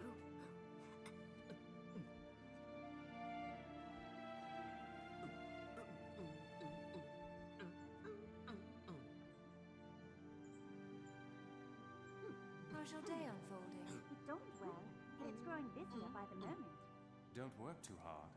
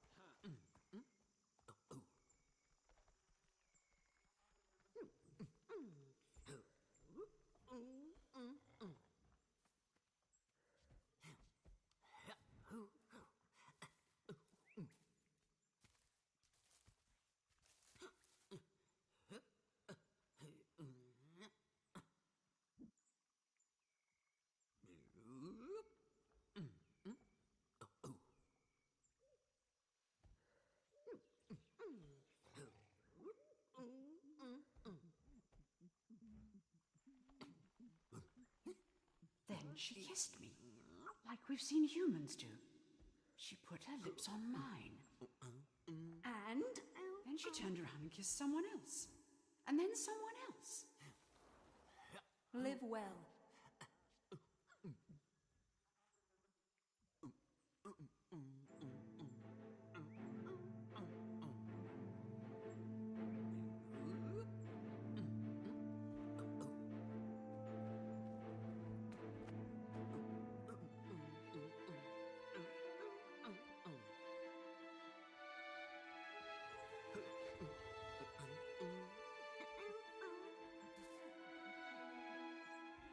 All right, we're back.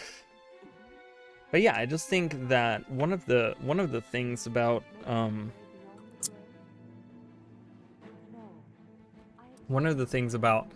map, you know, this is one of the maps that doesn't need to be changed. You know, when I talk about like the early leveling maps, like changing those up and maybe adding some new technologies that we've gotten over the years, maybe changing some of the events and stuff. I mean, look how jarring this is right there. Do you see that? The transition. It looks like they had an original map there, and then they pasted this map over it on the map art. Unless, of course, this is my game bugging out, but it looks like they, you know, they just pasted another map over it. You know, because like other maps kind of, they don't align perfectly either. I don't know, but you know, this would be something where I would really love to see this be expanded, right? Because when we enter the map, we're right here. We start right here in the Caledon path. That's where you come in. And but when you exit, right, there's all this bloop. There's this whole area that you don't get to see. And I mean, you should, right? This is like, I mean, is this a tunnel you go through, like a straight tunnel? You know, but it'd be really cool to maybe see these areas and see what's out here, you know? And now that we have like, we have 2 underwater mounts and like 2 on-water mounts. So it'd be nice to see maybe being able to go out here and go fishing. You know, it'd be really cool to kind of see those areas. I would be a huge fan of that. And they don't necessarily have to like change because this, you know, this is the main area of the map, right? This is pretty much where everything happens. They could literally paste this area onto the other map that they're creating, or like expand from this map out anyways. I mean, where they don't have to change what that map looks like. But it'd be really cool to maybe be able to go down, you know, into whatever this is. I mean, unless we can go in there, I don't think we can go in there.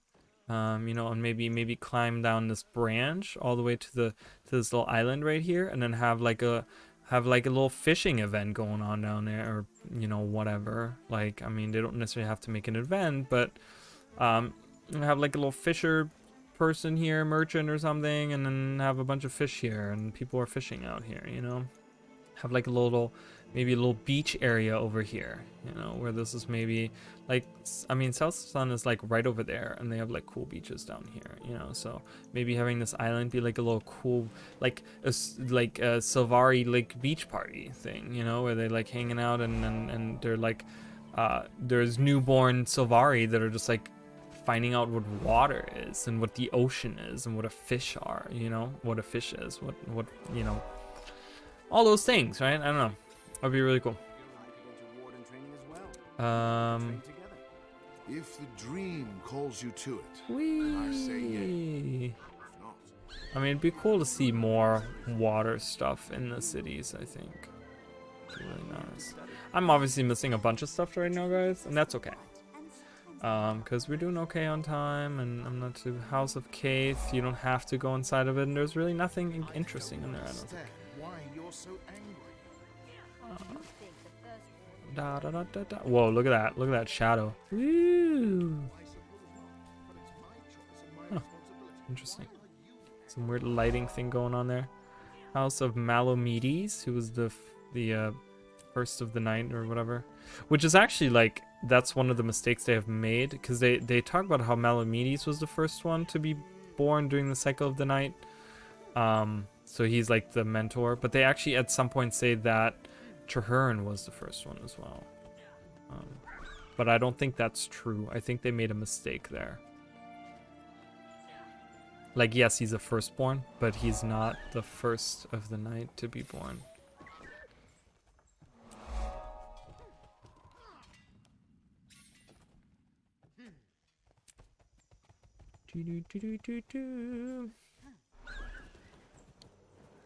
Obviously, you have the secret garden here. You know, this is something that I remember was like a huge thing in Guild Wars, you know, early Guild Wars 2. But yeah, just imagine. Oh, this is the hole, guys.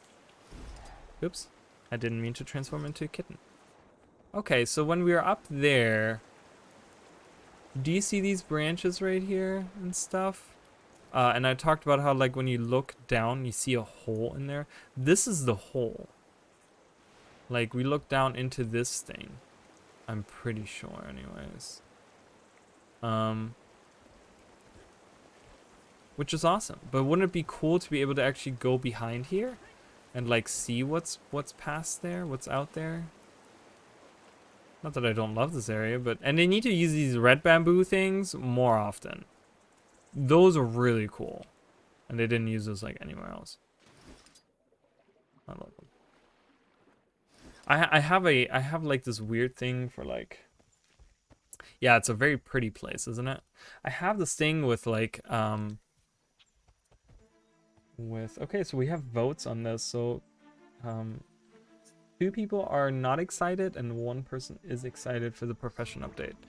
I'll talk about that in a minute, but yeah, I don't know. I have a thing with like red trees and like red foliage. It stands out, right? Because I think in my mind, like plants are green, and then red is like the opposite of that color. You know, like when you put them next to each other. Oh, we gotta go on the Dreamer's Terrace, which is also very beautiful. I want to say this is my favorite city. I really love it. It has this really homey feel to it. I feel like I'm at home when I'm here. Where like in Divinity's Reach, I feel like I'm in a metropolis somewhere, like for the time that it's set in. And then even in my home instance, I don't really feel at home. Because like this home instance is like a house. It's like a big house and a lot of people live in it. And that's cool to me. Do I have everything on here? I think I do. You know, and you have a little garden here and stuff. I don't know. And it's just really cool. Where like, I don't know, other cities feel kind of, Holbrack is cool like that too, because Holbrack feels like this very large, snowy city, and then you have like a little like an apartment in there. That's what it kind of is, right? Like your home instance is like a little apartment, in the big lodge, in the Great Lodge. But I don't know. There's something about, I don't know. I just love Sylvari stuff. I really do. I'm a huge fan of Sylvari stuff. So, like, looking at these like trees or whatever these are supposed to be, I feel like they don't get used a lot. Like those are more orangey color, but I like that. These prisons right here, you know, there's that one loading screen for one of the instances that uses these, but that's so cool. That's like really awesome stuff. Oh, we can go in here. This is where the prison is. Oh, I didn't know that. I didn't know that that was on the, I thought this was on the northern side. I thought that was up there. I never knew that it was down. I'd never looked at like the map when I was down here. Huh, awesome. The Grove is a little confusing to me, especially the lower level. I never know, but like, look, this is our house there with like this big mushroom growing out of it or whatever. That's what that is. And then you have the little, there's that little terrace area upstairs you can go on. It's like a big house on the bottom of like the city, right? And people are hanging out. I don't know, it just feels really cool. I really, really love the design of this map. Do I have everything down below? I think so. I don't know. We'll have to see. It's very confusing in the way that it's built. And what was I going to talk about? I was going to talk about something, and I was like, I'll talk about it in a minute. Oh, profession update. Yeah, I don't know. I mean, I've said a lot of the profession update, but, you know, I just think...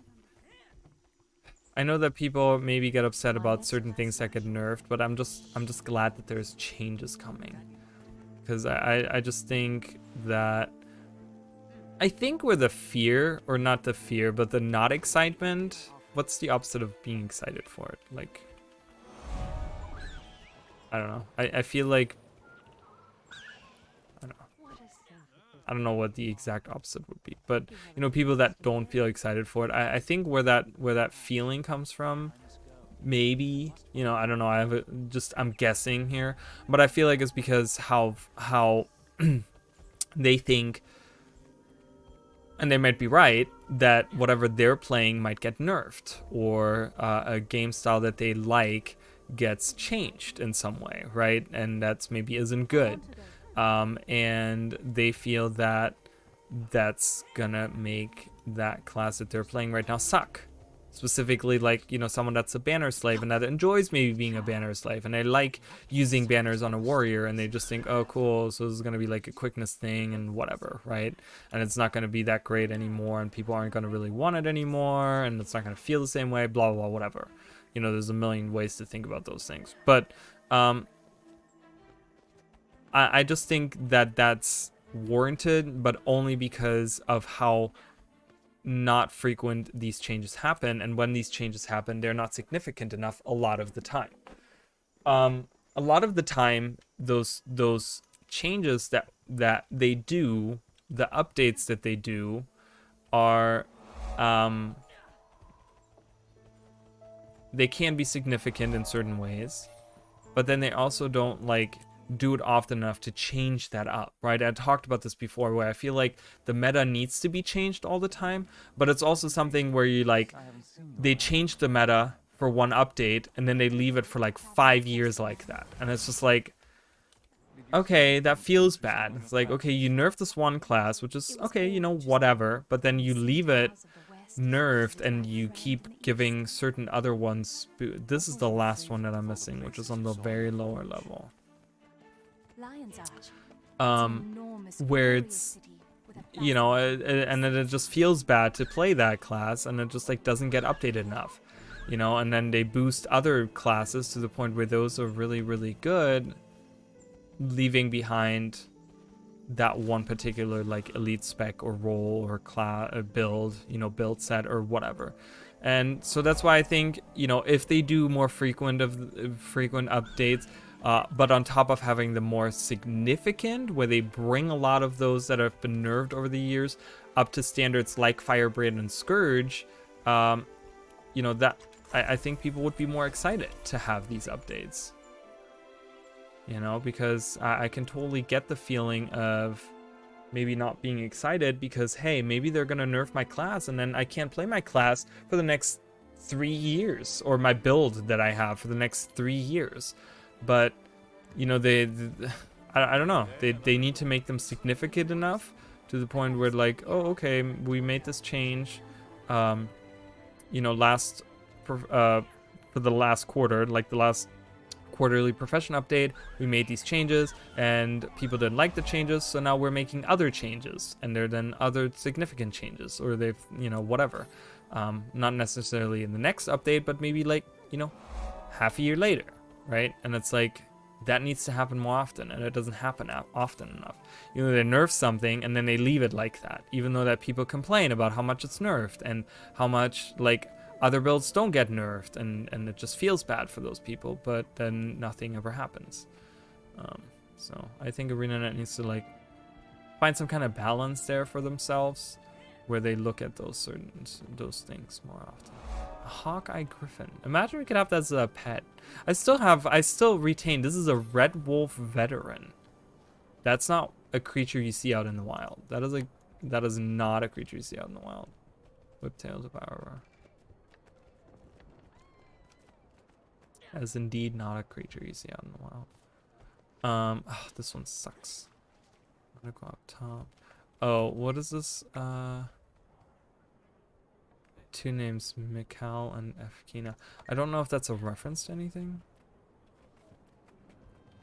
Can I'm allowed to glide, so I'm gonna just cheese this here for a minute. Because this is really dumb, the way you have to do this jumping puzzle thing.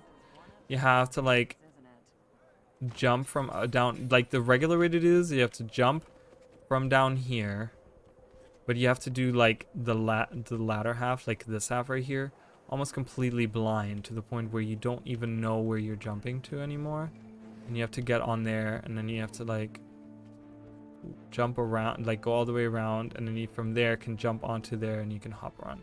You can, I think, make it maybe from one of these branches onto one of these, but I think the regular way to go is go up the statue, jump onto there somehow. You maybe again can jump onto this and then jump over here, but I think the safest way is to go all the way around, jump onto there, and then jump onto there and get that. It's really annoying. It's really annoying.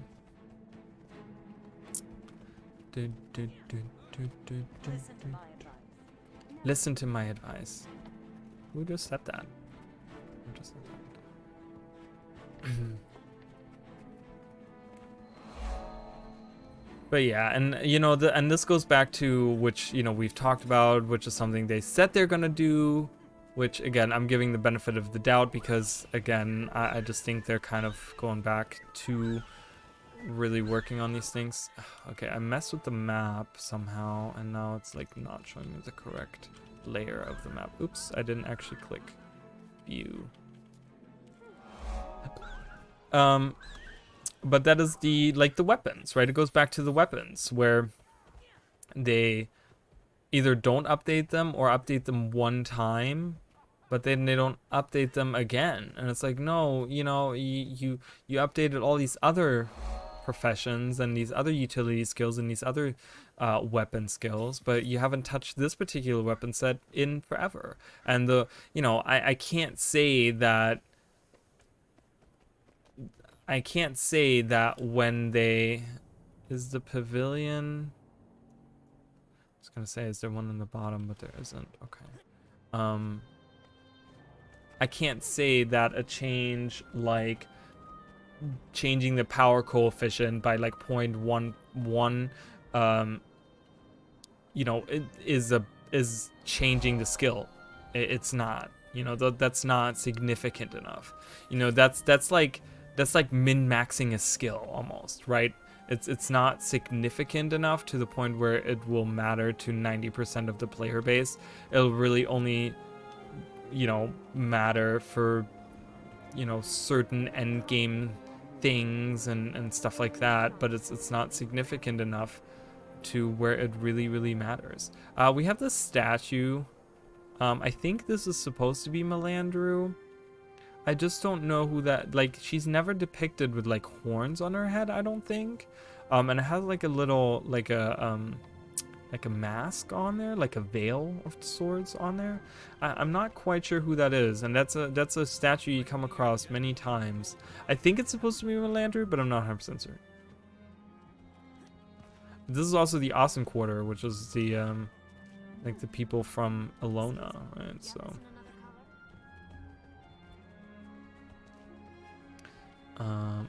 there is one there. Oh yeah, that's Minister Zamon's estate.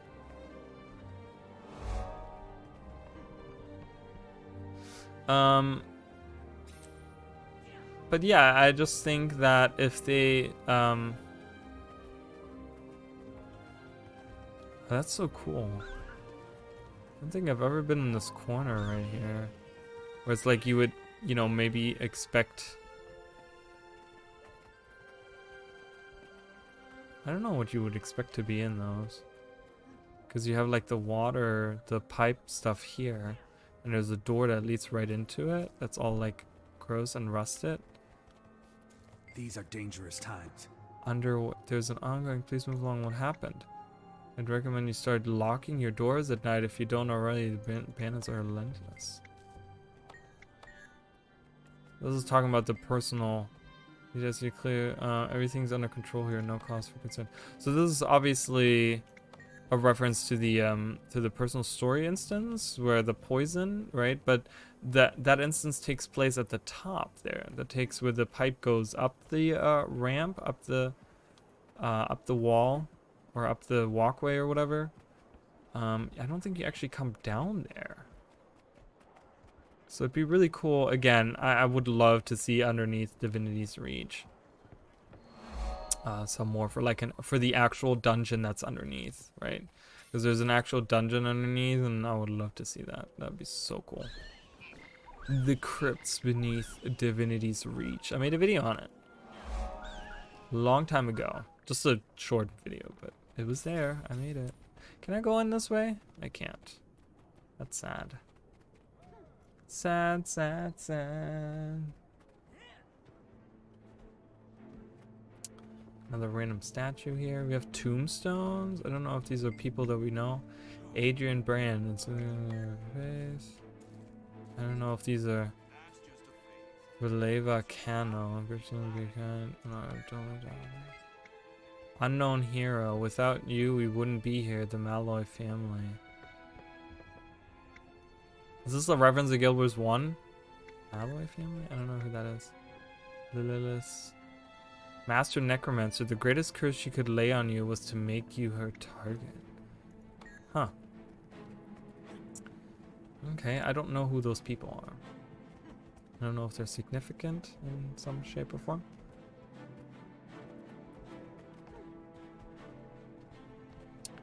But yeah, I mean, the profession update, I think overall is a good thing. And like I said, it is ArenaNet's first step into, you know, well, actually the first step was season 1. But like maybe rectifying a couple of the things that they have done over the last few years that were questionable, which weren't entirely their fault. Obviously, we talked about the, you know, the firings and so on and so forth. But I think as a result of bad leadership, all of those things came to be, like the firings and stuff.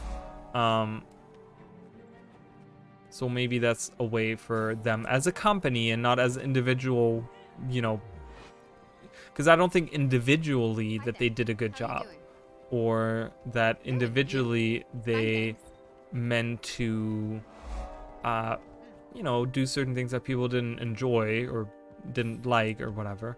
But as a company, they, you know, as their bosses would tell them, like, hey, no, you have to make this. I want you to make this, even though if you maybe don't want to make it, but I'm your boss and I can tell you what to do. So you have to make this. I want us to make this, right? But I think as a company, that's their way of rectifying some of the things where they're like, okay, guys, you know, we know we've kind of fucked up over the years, but we can fix it. Because that's the thing about a video game like this, right? As long as it's running, you can always fix things. And that's something that I think is so great about the video game industry as a, you know, as a business, because you can always fix things. War can't last forever. You know, look at Final Fantasy 14.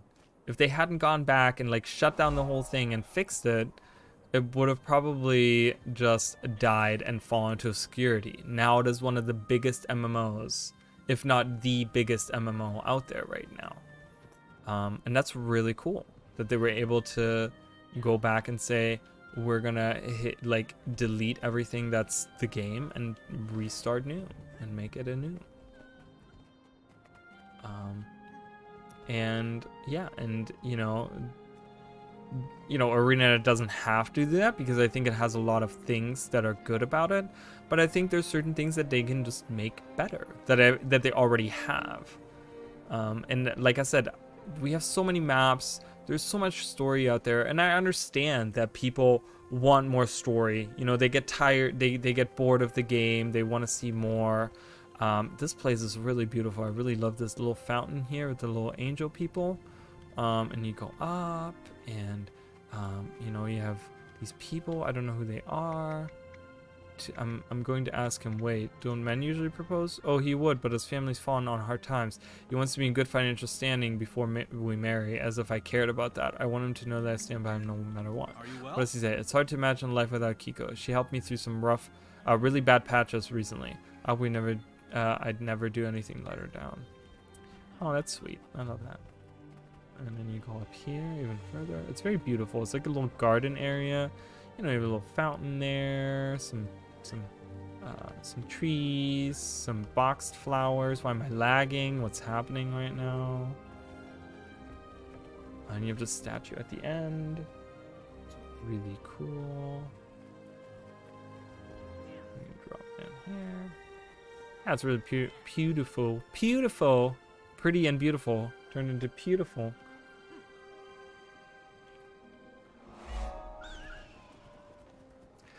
But yeah, like I said, the base systems are really good, and like I said, people always get bored of not getting new story, not getting a new map. Like that's what they want, right? They want a new meta to pursue. They want new things to collect, and they want all these things, right? But I just think that for ArenaNet right now and for Guild Wars 2, the best thing to do, and I get that we as veterans is the other side of that, and you also have that. There's actually I don't know if there was like torches on the other one earlier, but It's just as pretty. Also a little spiral thing. Little spiral area. The best thing to do is go back through the other stuff and update it. Those guards ask a lot of questions. And I didn't expect a Seraph Inquisition. I know that people wouldn't like that necessarily, but I just think that it would be, for the health of the game, would just be better. Like, and here's the thing, you know, they're with what they're doing, with always creating new maps and new things to work towards and that sort of stuff. Oh, someone is role playing.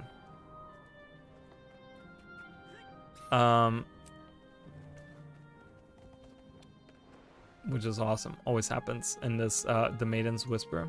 You can always find role players there. I just think that the issue is they're just catering to veterans, which means that they're feeding the people that already play the game, but they're doing hardly anything to entice new players to come in, and they're hardly enticing people that maybe have left for a little bit to come back, you know, and the best way to do that is by maybe going back and looking at older content. You know, they're doing it with season 1, which is nice, but I want them to do that with other stuff as well, you know. The Elder Dragons, Bloodline of Kryda, Winds of Change. So someone is right, you know, they've closed the shores to us and left us to fight the dragons alone, to the mists with them. Okay. This legendary figure was the first to unite the human kingdoms. This legend was lost until the commoner Salma was found. That was in Guild Wars 1. Queen Jenna, a direct descendant of Salwa, is the current queen of Kryda. She rules her people. I wonder, is she ever... And there's a statue again of that person. No idea who that is. I wonder, are we going to see Queen Jenna have children?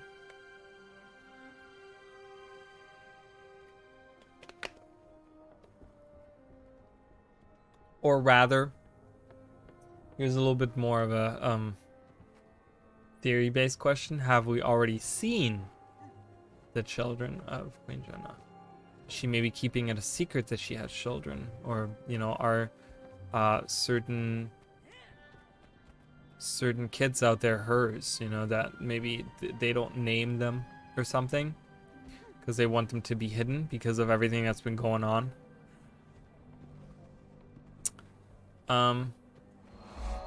I don't know. Again, just an interesting thing to think about, right? Interesting thing to think of. We're almost done, guys. We're going through here and we're almost done, which is awesome. Get this. Wasn't the vigil? Was it the vigil that was blocking?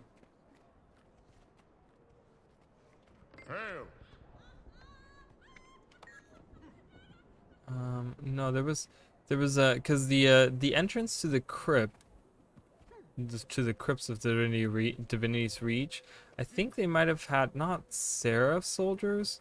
Didn't they have Shining Blade agents in front of it? In the book, I mean. I don't know if this is true, and if there's like an homage to that, where they have a door that's closed and they have Shining Blades standing in front of it. I don't know. Or maybe it was... I don't think it was Vigil, because I don't think Vigil have like authority in the city, right? It's like Seraph and then Shining Blade.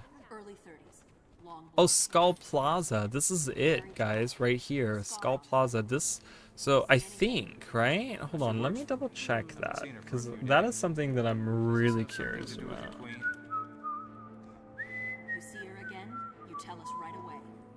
Let me double check here for a second. I'm just glad someone's looking for her. Yeah, okay. So in the book, Ghosts of Ascalon, early on in the story we meet Dougal Keen, who is this guy that he goes into the this leads into the crypts beneath Divinity's Reach, which is interesting. Again, because right here is where you go to the Shining Blade headquarters, the outpost. So it's like really close by, which is awesome to think about. So this is the back entrance. This is probably where the queen lives, right?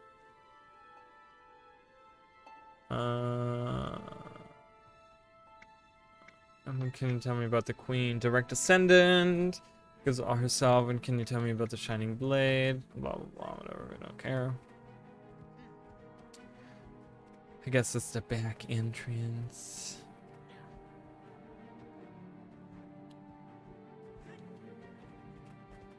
So this is the one that leads. Is this the one that leads to... I really love this area. There's nothing on here, and it's almost like the side garden area. And you have these all around the top. See, there's nothing here. There's no animals here. There's no people here. There's nothing to do here. Where does this lead? This leads back to where I just was, I believe. Yes, it does. That is exactly where I just was. So I just went in a big circle because I'm an idiot.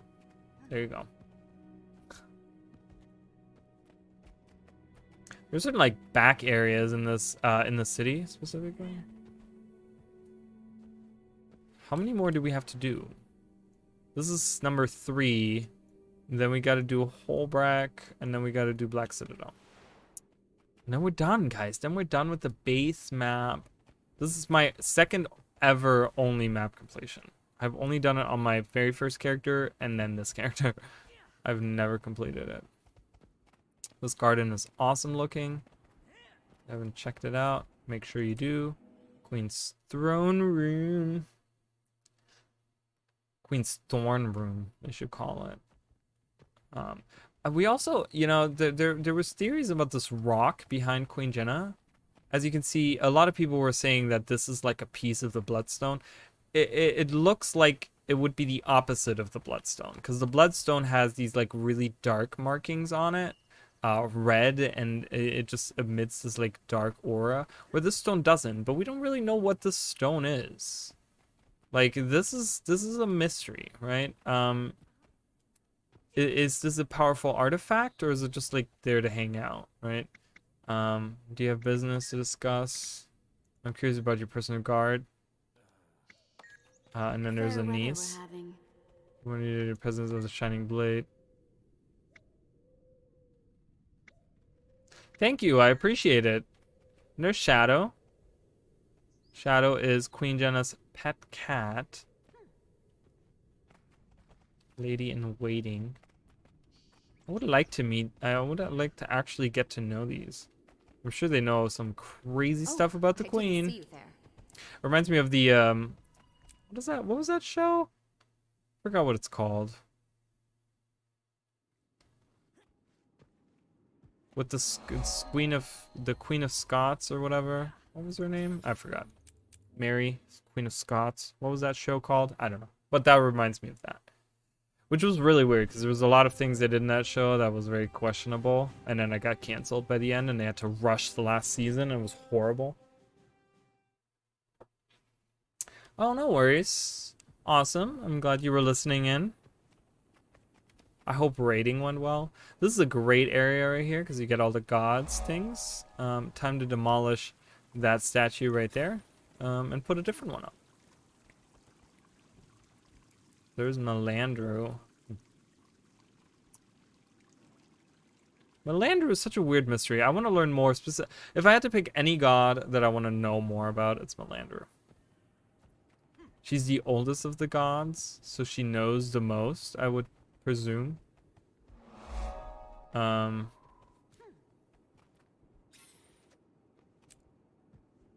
maybe she's seen some shit. You know, maybe she knows these arachnid gods that were there before Abaddon or whatever. That'd be cool. That would be really cool. We have a giant bird cage that has nothing in it. Minister Ethan. Yes, ma'am. I don't know who he is. Minister Rachel. I love that they use the like concept art as the backdrop here. There's something really cool about that. Because the concept art, I mean, let's get real. Concept art for Guild Wars 2 is fucking awesome. I see, you know, sometimes like I look at like other games and they have like concept art and it's like, it's not bad, right? It's never bad concept art, but it's just not as good. It was like, man, Guild Wars 2's concept artists are out of this world. Those people are great. I think as a whole, like ArenaNet has like some of the best people working in the industry. And that sounds really like, I don't know what I'm talking about. It might be, I don't know. But I just get the feeling when I play other games that like certain things are just missing that ArenaNet has. Oh, there's Bien. Awesome. I wasn't sure if we were going to find her, but there she is. Who approved this? This layout makes no sense. Alright, well. She isn't wrong. It's kind of a confusing layout, but... I mean, it makes sense in a weird way, where they wanted to have each of the people their own quarter. Rorikton for the Ascalonians, Eastern Commons. I'm not sure what those are, these are for. Western Commons. I think these might be just regular Crown Pavilion for parties and stuff. That's for the Elonian people. I don't know. Divinity's Reach is beautiful. What am I missing? I'm missing a waypoint. That's it. I'm just missing that waypoint. No, I'm done. Awesome. Yeah,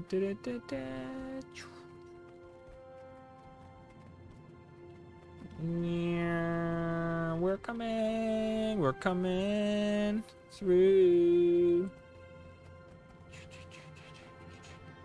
But you know how like you can see Divinity's Reach and like what's it called? Queensdale? They'll keep dying if nothing changes. The Char are winning. I don't know. It would be really. Oh, this aquarium too, by the way. They could add some new fish in there. Like add something in there. There's no big fish. There's a couple of jellyfish in there. That's it. Wait, is there? Yeah, it's just jellyfish in there. They should add some actual fish in there. It's like I know that this is just made to look like there's water in there. There's not actual water in there, but it'd be really cool. All right, we finish this up. Holbrook. Oh,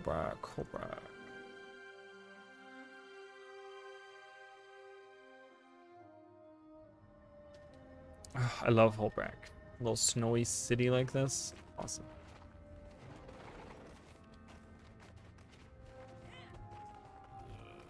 I challenged my wife to some axe throwing. He's a rabbit. Reason, I hope. We were arguing and it just came out. If I beat her, she'll hate me. If I lose... Alright. Sounds like disaster brewing. Bring a keg and watch.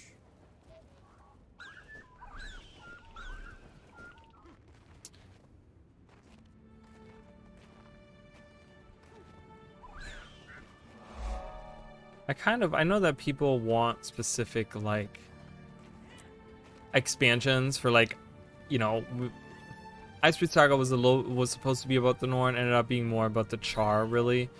But I would like to see some Norn, like I know people want Norn stuff and stuff, but I kind of want something that's like a mixture of something old and new, where it's like an expansion about Norn or the Norn culture or whatever, you know, we go to like these even farther Shiver Peaks or something, and we deal with like Coden as well as Norn, but also new. I want something new. I want like new races, but like new races specifically. Like Tarrier was so cool because we got like, it looks cool, but it also got, you know, we got the Exalted, and that was like really awesome to me. That was something I really enjoyed. Of course, there's always that danger of like, how do you do that? Do you, you know, you need to implement them properly and stuff, but I think Arena is pretty good with that.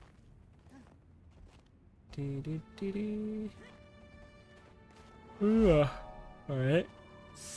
Sorry, guys. I'm still tired from yesterday, you know?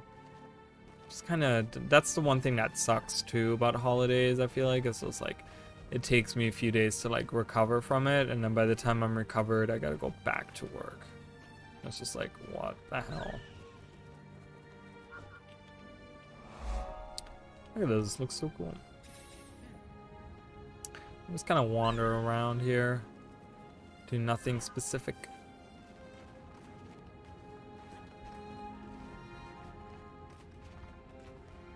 Just going for all the things. Get the thing here.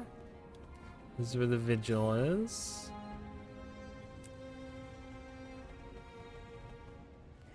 There's the sous chef. Does he offer something specific? Bloodstone coffee. I don't know if that's for like any recipes specific. I really like this city too. I think Holbrook is a little bit too large because everything is kind of spread out, and I wish it was a little bit closer together, I want to say. Oops, that's not where I want to go. Because there's like so many areas where you can just chill. You know, up here, like they have this whole deck full of like chairs and tables and stuff, and then they have that kind of down here a little bit as well. Then they have that in like all the different lodges on the sides, right? They have all these different sides where you can do that. They have that in Shelter Rock. They have that like over here in the beer garden. You know, I mean, it's cool because that's like kind of what the Norn are all about, but it's a little stretched out. I wish it was a little bit closer together.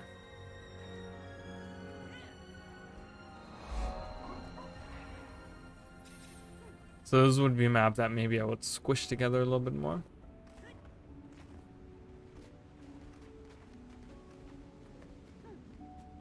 I also wish that keg brawl was an actual thing that was important, or was an actual like good mini game. They need to look at those mini games too, like crab toss and you know, like I said, keg brawl and those sorts of things. And you know, because people talk about like, I want them to add polymorph.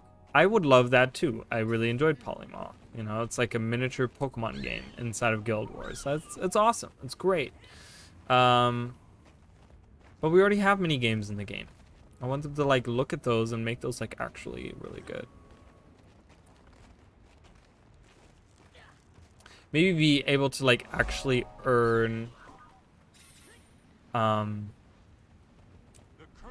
PvP points, because I think they used to be able to. Can I? Okay, I already have one. You used to be able to earn PvP points, I want to say, but then they turned that off.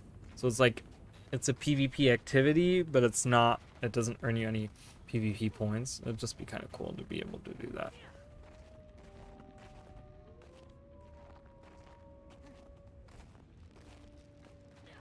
I think that action alone would make them more active. You know, for those people that are maybe bad at PvP, but they want to get like PvP armor or whatever, you know. Get a specific title or a specific finisher or something, I don't know.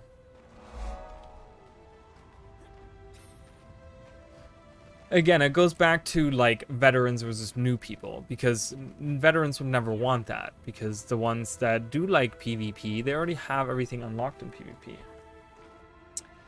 This is not a new character. We are almost done with, so this has been months in the making, but I'm almost done with this challenge. Today will be the finale of the challenge. This is the map completion, so we're almost done with the map. I only have 2 more cities to do, and then we're done with the map completion. And yeah, super exciting. And the next part will be, we're gonna be doing expansion. We're gonna go through and we're gonna do. I'm gonna expand this challenge to do. Do I have some? I do have snow leopards. We're gonna go through and we're gonna do End of Dragons map completion next after this. After finishing this, that's not gonna happen today. It's gonna happen next week probably. I think next week, next Monday, we're gonna do that. Oh. But yeah, we're finishing up this challenge, and then it'll be expanded upon. I don't know how many episodes that's gonna take us, because you know it's expansion maps, right? So they're gonna be a little bit harder, but only using a pet. How hard is that gonna be? I don't know. Is it gonna be a big challenge? I don't know. But we'll find out. And yeah, and then we're gonna finish that up, and then I'm gonna look for something else. I'm still trying to I don't know how people feel about me doing the cat challenge, specifically. By cat challenge I mean we got the cat tonic. Actually, I think I have it. Yeah, so we have the cat tonic. And my idea was to make a challenge run doing map completion on this with this. So I wouldn't have any pets. I would have to run around on this cat and do 100% map completion for the base game on this. I don't know how people feel about that. Oops, I'm trying to transform out of this. No mounts. Gliding is allowed. No mounts. No waypointing inside of the maps. If I'm looking to switch maps, I'm allowed to do that. If I die, the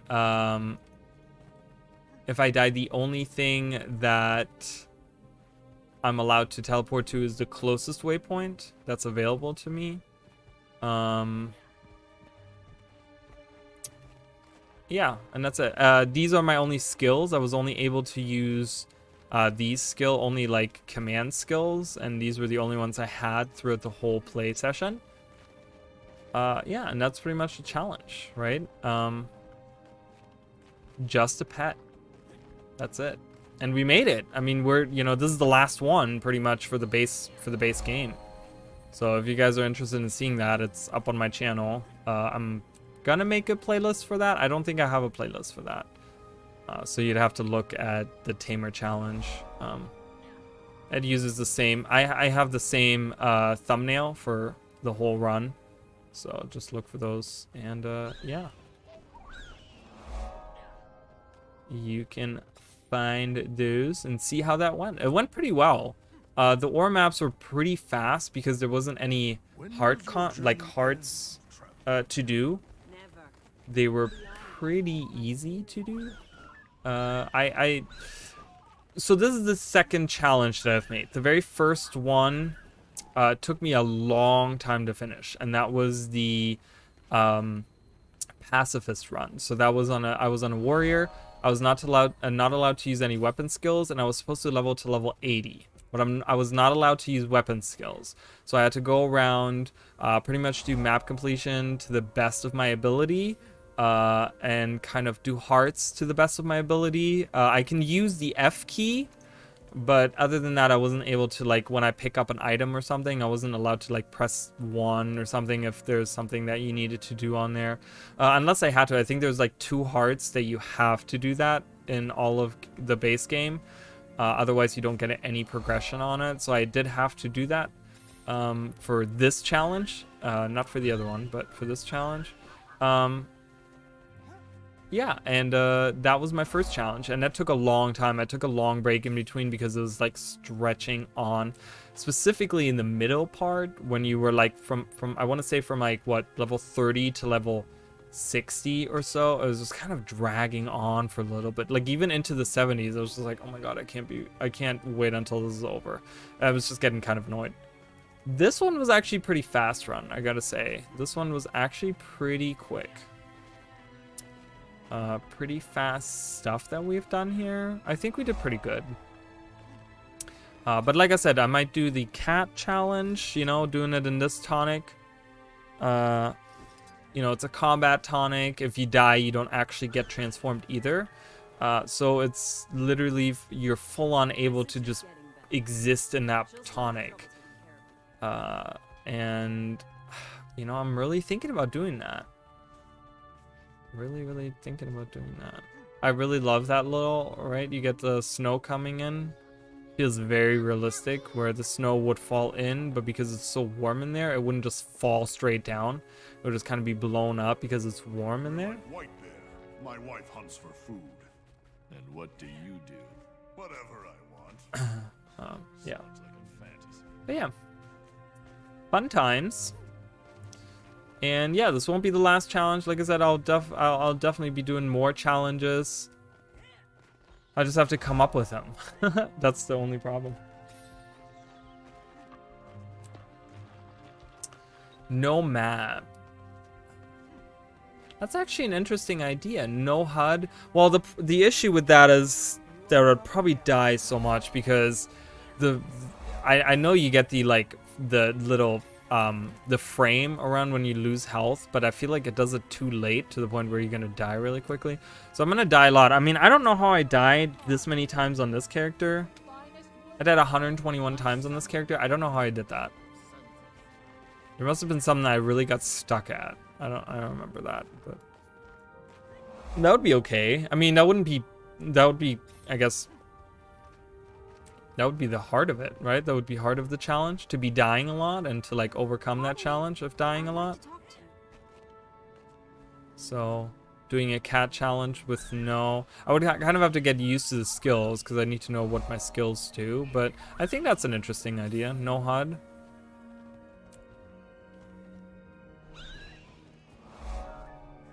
I don't know about orchestra music because I talk too much, so I don't know how much music would really help. Da da da da da. I wish. Can we get these? Can we get these in the guild hall? I would love that in the guild hall, like a big statue of like Raven specifically. I mean, we have the Raven statues from Iceberg Saga. Oh, I gotta get the. There we go. That would be really cool. Yeah, I don't know. What am I missing? Ooh, I walked by a vista. I probably walked by a lot of vistas, didn't I? And no, that's the last one I'm missing. I gotta do the grade 1, 2, 3, 4, and 2 waypoints. Okay, cool. So I just have to do the Great Lodge. All right. Oh, I can't do that from down here. That's a big bear statue there. I do it from over. Or even that wolf head is cool. That would be awesome to use.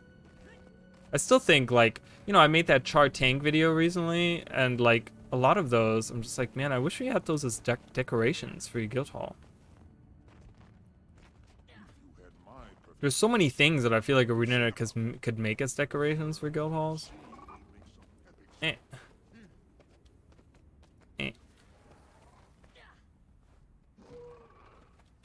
That video was fun. I've been thinking about that video a lot because people have been saying like, oh, you should make more like those. But I'm like, I don't know.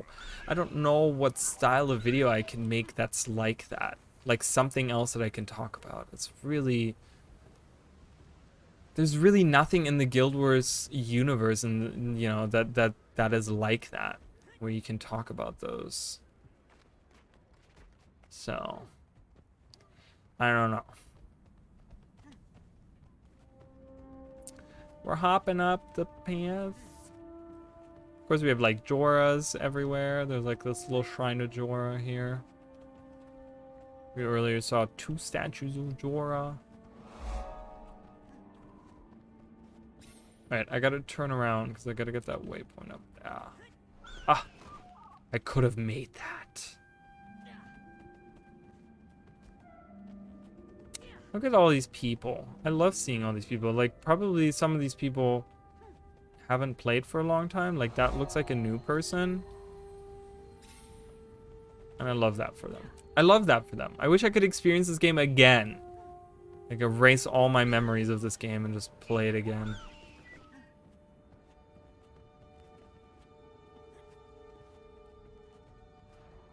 That would be the best, honestly. But then I would have to relearn so many things about the lore. That'd be awful.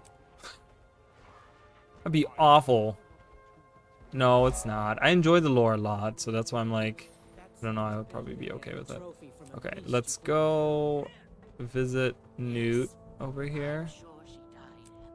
Those guys weren't wearing shoes. They were going barefoot. Alright, here's Newt. Got that. And I think we're just missing... how many? One. We're missing one, guys.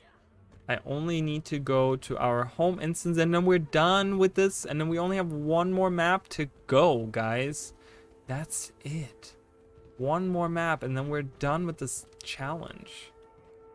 With the base challenge, I guess. And then next week, we're going to do the expansion. We're going to do End of Dragons. We're going to go through... And, you know, people have been saying, like, oh, why aren't you using expansion pets? Because I can't just teleport to those maps. I can't just go there and be like, okay, I'm going to pick up this map and then do this challenge. Like, I'm not allowed to do that. Okay? That's part of it. Oh, look at the little kitten. Cute. I don't have all the cats. I only have some of them. I got really bored after a while.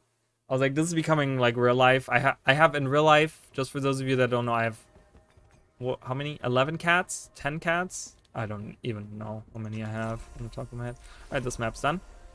We are allowed to teleport from here, but we're only allowed to teleport right to the entrance, and then we have to walk around. But I have 11 cats in real life, so it's because I was just like, okay, this is just, you know, my pets give me anxiety in real life. I mean, I love them, and they're like my pillar of support that I have, but it's also one of those things where I'm just like, okay, I can't deal with this in game also. There's all these things like underneath. Like, what's underneath here? Nothing. Absolutely nothing. You know, one thing that that is, you know, I wish there was like a recording of that. I really thought when this game first came out that you were able to climb those ladders up to the top of those. And for like right there, you can see the ladder and stuff. I remember, I think this was like even during the betas, I want to say. I mean, this obviously doesn't lead anywhere, but I would sit there and try to climb those freaking ladders and be like, well, how do I get up there?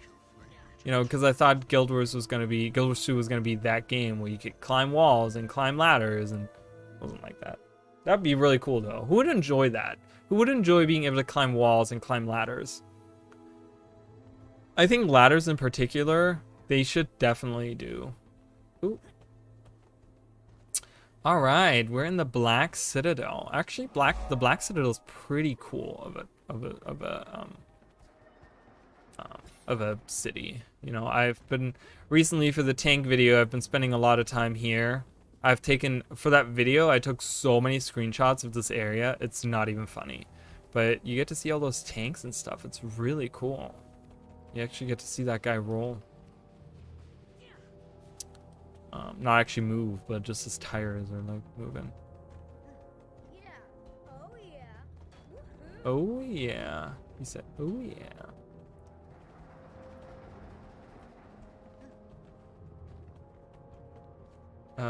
Okay, we have a thing here. And there's really, really cool dialogue that you can find as well. In the next video that I'm working on right now, the cat room in here, I'm including the cat room. I have found the cat. I don't know if I found the cat room. Did I find the cat room on stream? Because I know there was someone on stream that told me about the cat room. And I was like, what? There's a cat room in the Black Citadel? And they were like, yeah. I don't know how to get there.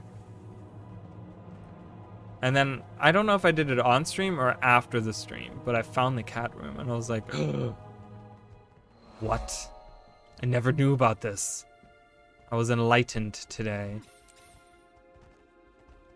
Stormcaller.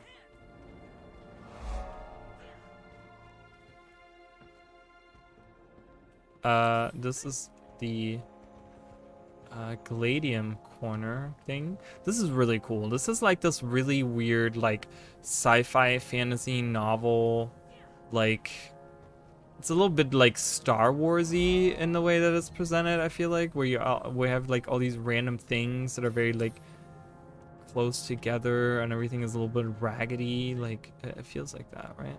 Plebeian. Oh, there's Bian. Let's talk to Bien. I needed to talk to her, and she was on the other side of where I just came from. Alright. Look at this. Do they use these red bushes anywhere? Red I potted can't plants? even count the hazards here. This place is tetanus central. Alright, well. We've seen her in all of the major cities now. Alright, and we go down below into the ruins of Rin. Beautiful. Looks much different than in Guild Wars 1, obviously. It's not the same. It's just not the same anymore. It's not you, it's me. But yeah, you can go through like, you know, there's a guild, where's that area? Is it in here? The guild, I think it's in here. For the guild track, it's in there. But it's like really cool to explore these little ruins. There's nothing to see. So unless you're like excited by exploring ruins, just having that as your reward, you're not gonna get a lot of joy out of this. Oop. Gotta do a little jumping puzzle to get up to that vista there. Vista.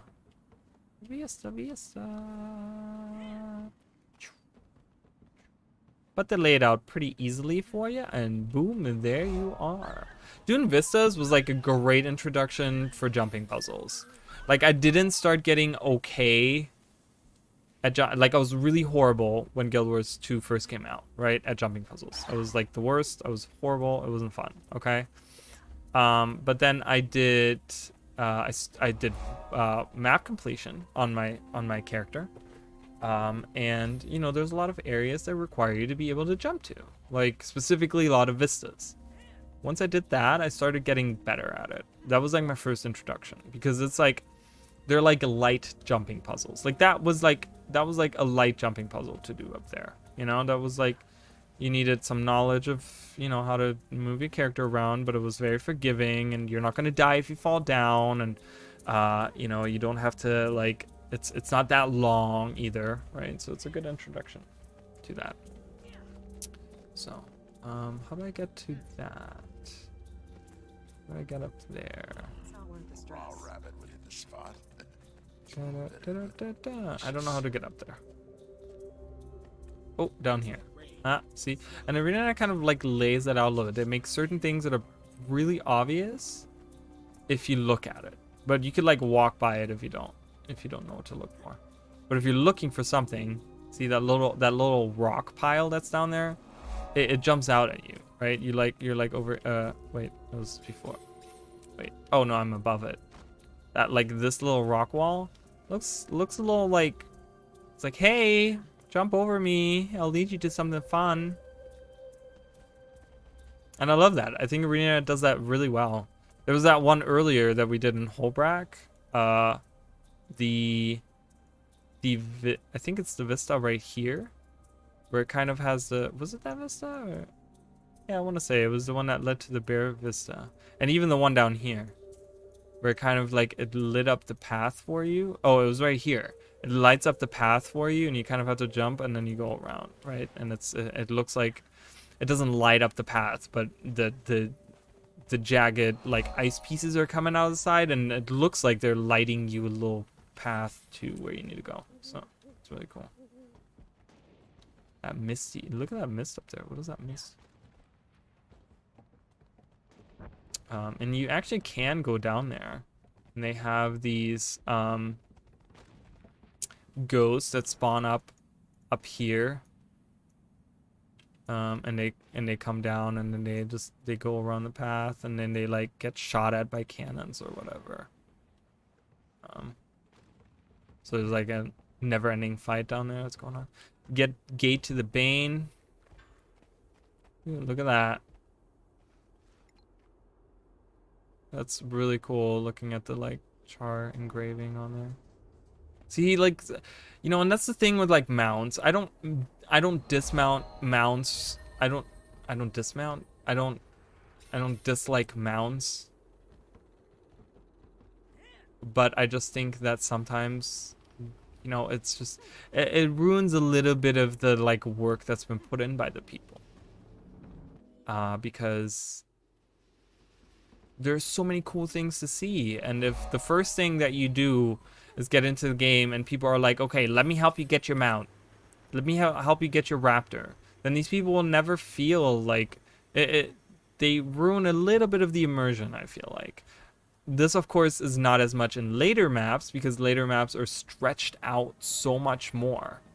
But it's also one of those things where I think that people shouldn't really get mounts until they get to the expansion maps because of how flat plain all the original maps are, which means that they just get to everything really quickly and they overlook everything.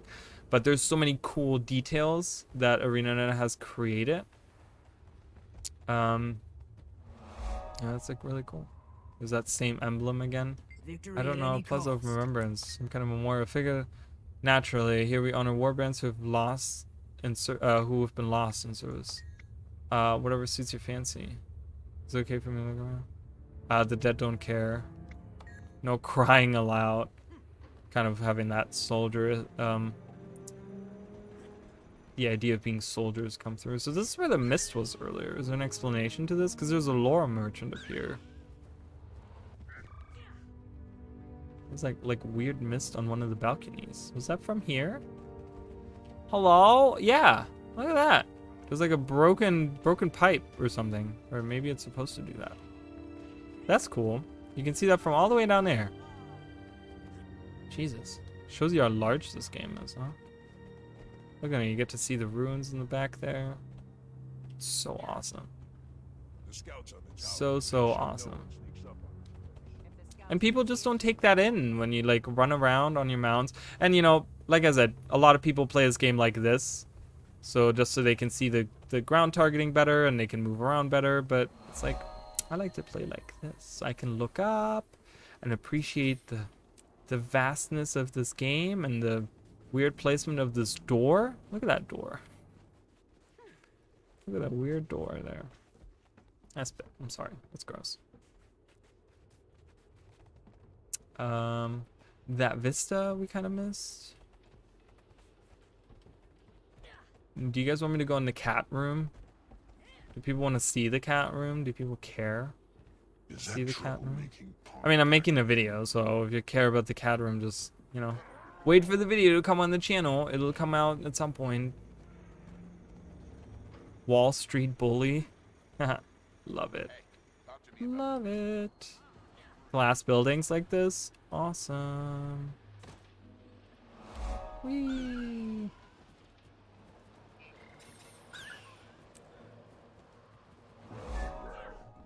What do you think of her? She's cute. I like the way she scowls. Alright. We get the... Wait, where's the waypoint? Oh, it's like hidden by the building. I couldn't see it.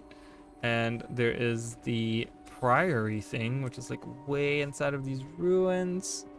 Really cool place in here. Look at this. So cool. You know, and you can talk to these people. And they might have like, you know, I mean, she doesn't, but... Yahala. Yahala. Yahala, Yahala. Yahala, I holla. Everyone's hollering. Why are we hollering? That was dumb. Alright, anyways. This big propeller looking thing. What is the power? This thing, which is like a forge for weapons. Isn't that cool? It's so cool. You can't tell me that's not cool. It's awesome. Is that fully functioning? I don't fucking know. Is that like, is the engineering in there like correct? I don't know. But it's cool. I think that's all that matters. I'm sure someone that's like into engineering is gonna look at a machine like that and be like, that would never be fucking possible. What the hell are they doing? But that's not the point. It's a fantasy world, so it is possible. Alright, what else we need? I need to get in here. Is that in there as well? And then I need to do the core. Oh, I need to do this. I didn't go. Alright. Let's go there first. That's the junkyard or whatever. Scrapyard. We're almost there, guys. We only have like another, I don't know, 10, 15 minutes at most of this. Oh, it's so sad. That's so sad. I don't know what I'm doing tomorrow. I have no clue. I might do some Elden Ring. I've been playing a lot of that. And it's so fun. I'm having such a good time. I just started a second character. So like, I still have like my sorcerer character, but it's a very, I don't know, I feel like that's one of the harder builds to work, to make happen. Definitely takes longer to go through everything. So I started like a you know, knight with like heavy armor and a big shield, and he has a giant halberd to use, and I'm having a blast with that character because I don't know, it's just, he's really strong, and yeah, and I'm not blasting through the game. I've died a ton, which is normal for a Souls game anyways, but I'm having a really good time with it, so maybe I'll play that a little bit tomorrow. Who knows? I don't know. I also, like I said, I kind of want to go through some of the other games that I have that I haven't really played, but the issue is that we're doing Paper Mario right now, and I don't want to do too many playthroughs at the same time, because that's kind of like annoying. I don't know. I don't want to do too many playthroughs all at once. I want to do like one playthrough at a time. And I will be starting Child of Light at some point soon. Like I said, I do want to kind of get through making some of the videos that I've been talking about, that I've been wanting to make. Wait, there was nothing here on this level? Okay. We'll go up. That's fine. Because I want to talk about the dual classing video. I want to do the animal facts. Like I said, maybe a Zelda video. I'm not sure. Kind of thinking about that. Ash Tribune Quarters. Let's go in there.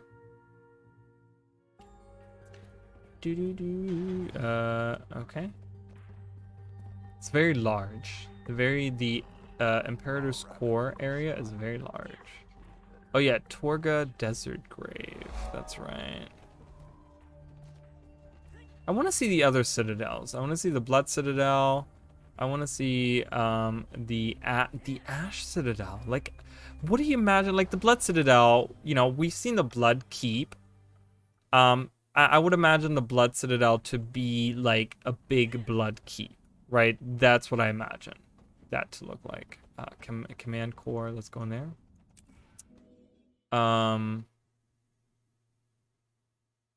Like, I feel like they build the Blood Keep to look like the Blood Citadel or whatever. There's the Claw of the Connor. All right. But yeah, I don't know. It would be really cool to Arrakis the Wise. This is the Blood Tribune, Iron Tribune. That's the. We never get to see him, do we? We never get to see this guy in Icebreath Saga. I'm busy. Okay. Tribune Goreblade. Do we ever see him in Icebreath Saga? Because I know they have like Ember is there. Isn't Ember the new Tribune by the time Icebreath Saga rolls around? What's the story with Goreblade over there? Does he die in battle? Questions. I have questions, ArenaNet. You must answer them. There's another Tribune over there. Wait, they have multiple Tribunes, don't they? I guess they do, because that was another Blood Tribune, which Ridlock is the Blood Tribune. Is he still after, like, is he Krisha's Tribune? Who is this guy then? This better be good. State your business. What's Tribune Ridlock Brimstone like? A rare superior. So they can have multiple Tribunes, I guess. So I guess maybe the other Tribune dude, Goreblade or whatever, maybe he's stationed inside. I always thought they had like one Tribune, but maybe it's like one imperator, and then they have like 3 tribunes or 2 tribunes or something, and it like goes from there, where you can have like 3 legionnaires under each tribune or something. I don't know. It like splits up. It's like a little division thing. Looks like a family tree. I don't know. I'm missing something below. This chair. I love it. Okay, move on. Just wanted to sit in it. How do I get down? I feel like I'm walking. Oh. Ah, great. I could have just turned around. Jump! We can use our glider. They got all these papers up here. Watch out for the plans, will you? What plans? Papers, what are the plans for? Design updates of our war machines. Guys, sounds like I have another video coming. We know how to make tanks and we know how to make turrets. A combination of both should be unstoppable, not to mention.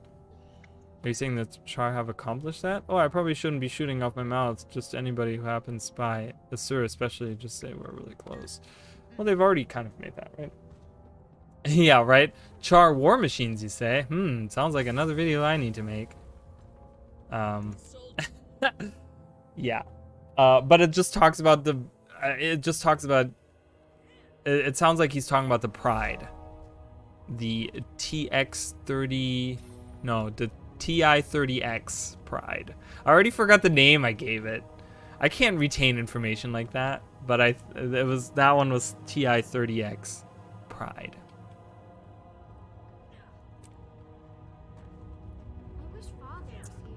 Father's very proud of you. And your father's very proud of you.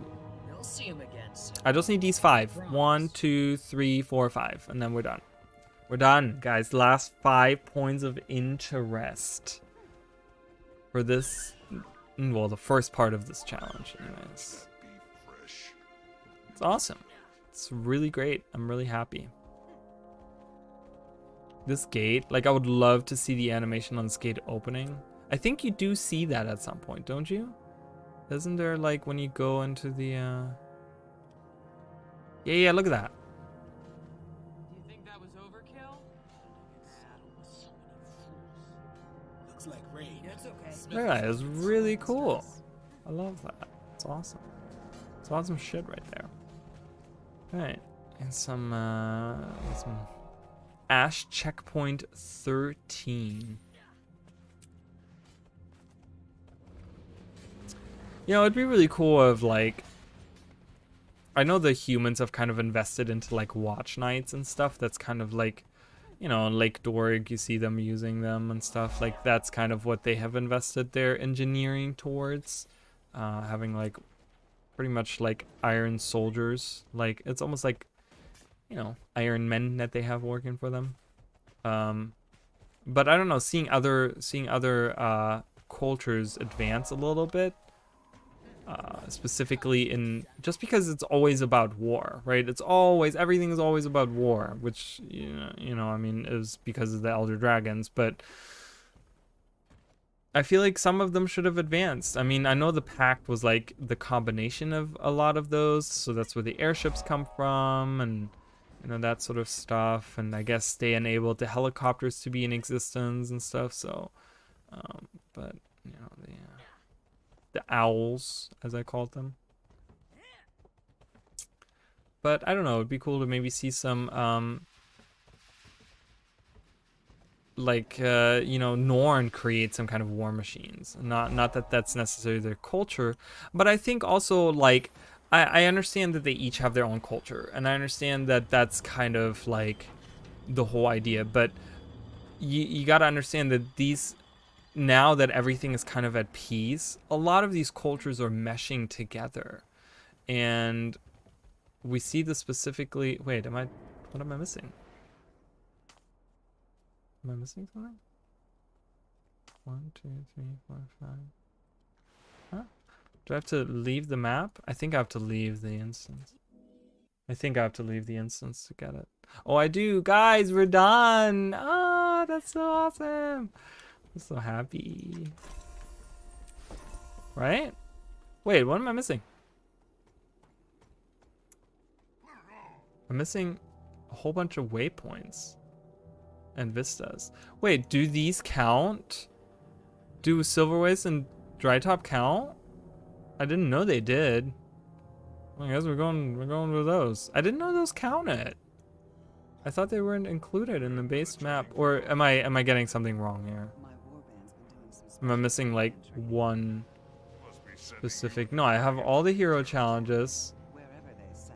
I'm missing, let's see, 11 vistas. That's 7. That's 6. So that's not right. What am I missing then, guys? Have I done all the...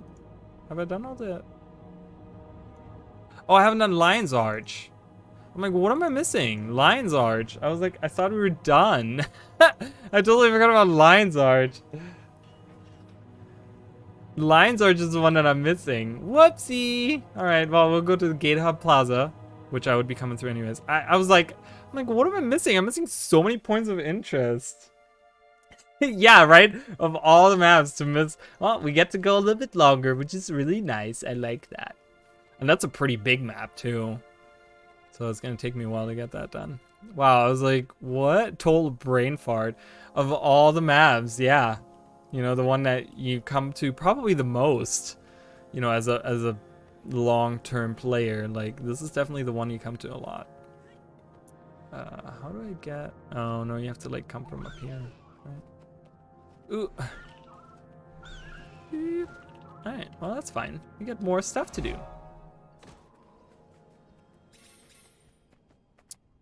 But yeah, I don't know. It would be, you know, like I said, seeing maybe like the thing in Guild Wars 1 was always like you didn't see them progress really because they were always held back by war, right?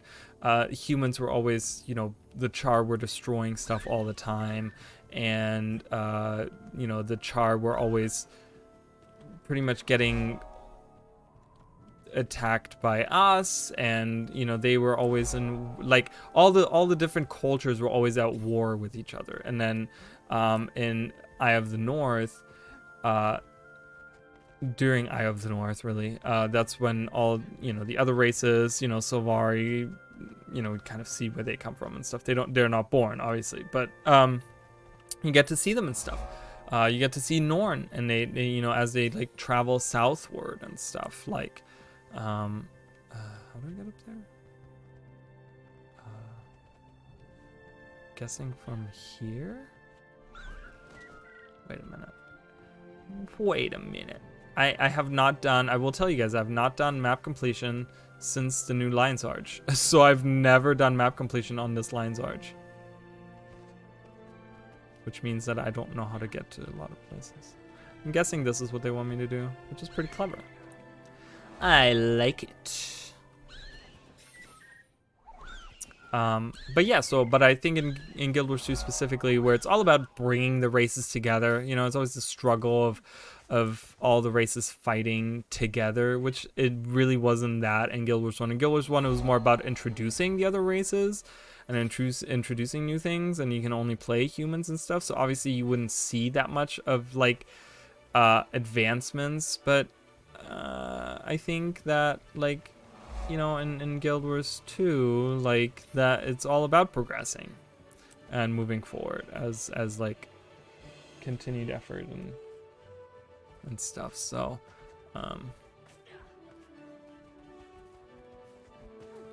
so it'd just be really cool to maybe see some other, you know, war machines of other races. You know, would Norn create tanks? Maybe they could have, like, you know, because they're like brutes, so maybe they could have, like, tanks that are more like Flintstone-y, in the way where you, like, don't have actual, like, wheels on it, but you actually have to have, like, the people inside actually using their feet to attack, you know, to actually move the thing or something. You know, I could totally see that, because they're just like, oh, we don't need wheel, or we need wheel, you know, we don't need engines.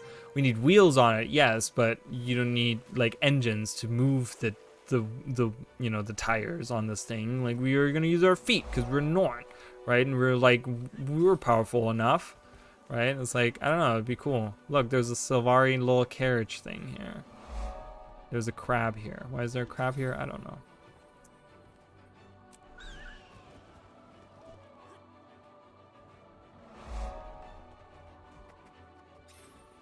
Let's go underwater. Bloop. Old Lion's Arch. We will be, I will be continuing, speaking, talking things. I will be continuing my, comparison streams, guys, from Guild Wars 1 and Guild Wars 2. Make sure to tune into those. When are they continuing? I have no idea. I don't plan things anymore. I used to plan things. Now I just like whatever. I just do whatever. Because you guys know, that's a big dolphin. That's a big old... I mean, I'm in certain characters, so I feel like it's not that big of a dolphin. Do I have an armored fish? Do I have one of these guys? I don't. Ooh. We could totally have that other secondary for underwater. We've seen the jellyfish. Let's see the armor fish. Look at him. It's cool. He's a cool guy. Yeah, he's cool. I like it. All right. Let's kind of go down here and do this. I don't know. There's no rhyme or reason to this. We're just hanging out and having a good time. Doesn't really matter. There's a little Quaggan village over there. But yeah, I will be doing comparison streams at some point, and we will be looking at that for sure, because there is a lot. I will tell you guys right now, there's a lot of different things. The statue right there, those stairs, that little building right there. You can pick out a lot. I think even that thing right there, I want to say that you can pick out from Guild Wars 1 going into Guild Wars 2. Really cool stuff. Those cannons right there, man, you know, they created those for Lion's Arch when they rebuild Lion's Arch, and we haven't seen them in action. I mean, these are like, I want to say these are like the newest, like turret types that we have seen.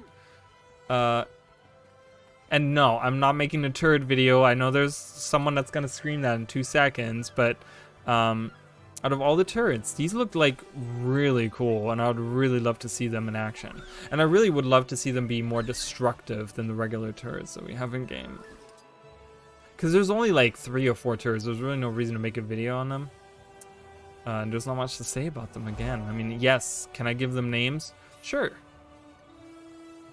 We can call these the Lion's Guard GX1. I don't know, but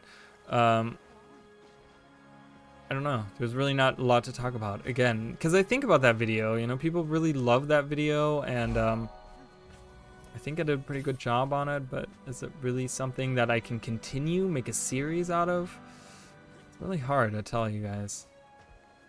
Because you know, you can't just do the thing is, because people, and I'm not really saying that whatever happened to my Trin? Why didn't Delacroix Investigations take her down after Scarlet? I'll tell you why. Wow.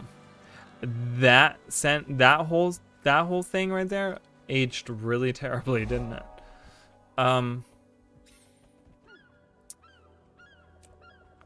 You know, there's sometimes things where, like, you know, I ask you guys, like, hey, what would you guys like to see?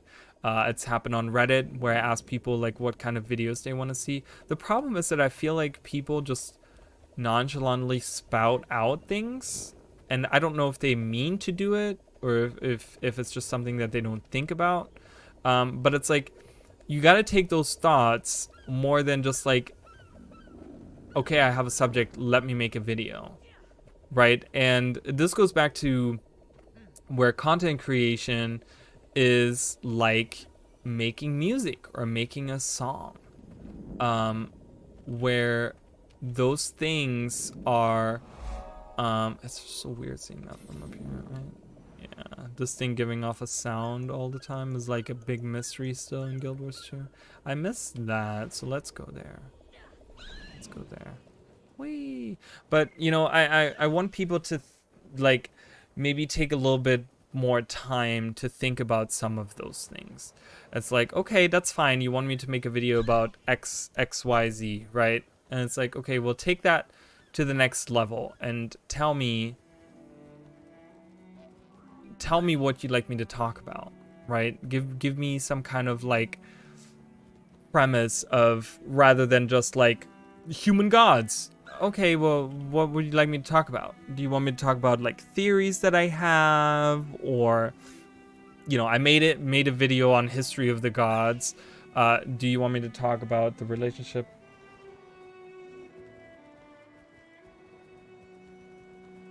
Well, I'm glad you enjoyed that. You know, obviously I have a vivid imagination on some of these things where I just come up with my own headcanon, especially when it comes to, you know, that tank video or the theories that I have. Like, you know, I've made many lore theory videos.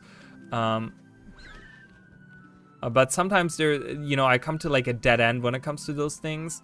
And, you know, I sometimes when I have those thoughts, I might like contradict myself as well. How did this go again? Oh, you have to like, I remember, because I think this vista is unchanged from the original Lion's Arch, and I remember I was stuck here for the longest time because I tried to jump up the building and that didn't work. And then eventually I found out that you could jump up these cliffs right here. Like from down here, you can climb up there, and I was just like, oh my god, this is how you get up. I remember I was stuck here for a long time for no reason, because I'm dumb. There's Roland's chest up there. But yeah, you know, it's like, and then sometimes I don't know, I just want people to maybe take a few minutes to really, you know, instead of like, it's like almost like rolling out a carpet, right? It's like I asked for a carpet. And it's like when I ask for a carpet, I don't mean a rolled up carpet. I mean for you to roll it out for me at least halfway so that I can roll it up the rest of the way, roll it out the rest of the way. It's a weird analogy, but that's kind of like what I came up with, right? Where I just think that, look at all the vendors here, guys. And then these two are like raccoons from the Super Adventure Box. So weird. And then you have this guy over here who has like these things in here. It's so weird to think about that. It's strange.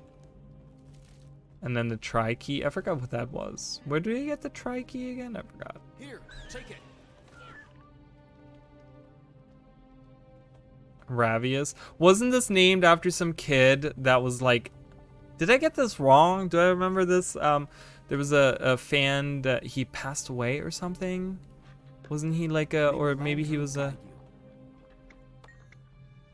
wasn't there something like that? And that's who that person's named after? I want to say, I feel bad for not remembering, but God knows I can't remember what I ate this morning. So it's the best I could come up with right now. But yeah, I mean, it's, you know, I want them to like, because I do appreciate the input, I really, really do. You know, when people say, like, you know, the tank video, for example. But the thing with it was that when we had the original discussion on stream, remember how long we talked about those tanks? And then after the fact, you know, we talked about those specific tanks for like a good 30 minutes. And that's when Chicken was like, I hear a video coming on, because obviously when you can talk about a subject in game for 30 minutes, there is enough subject to talk about, because we hadn't even we had barely touched the surface of those tanks, right? Of those. It was great. It was awesome. It was super fun. But when I look at like, you know, things like the turrets, for example, the cannons, it's like, okay, we can talk about this for 2 minutes and then we can kind of move on because there's nothing else to say. And it's like, this is not material to make a video on, right? I mean, you can. I can make like a minute-long video that talks about the tanks, but that's not really like what I like to do. Obviously, I like to dig deep when it comes to anything lore. I was like, where are those shadows coming from? From way up there. I love this building right here too. It's really cool. But you know, so it needs to have some substance. Okay, I think we've done everything on the main side. So everything that's remaining is like everything over here. This is all that remains. That's great. No, I know you're not. No, I know. No, I know you're not, and no one has. But I'm saying, like, as a general rule of example, I just use turrets because we just talked about turrets. But there, you know, like I said, I've posted on Reddit before about like what lore stuff you guys want to see. I will tell you that the answers I got like were threefold. Okay, there was 3 different answers that I got. One of them was human gods. There was a ton of people that were just like human gods, but that's all they said. They didn't say we want theories. We want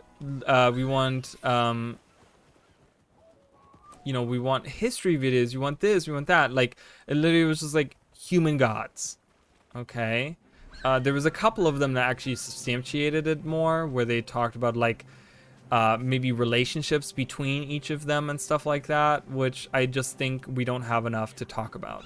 We have a little bit on Lissa and Balthazar, which I did make a video on. We have a little bit about Grenth, which I did make a video on.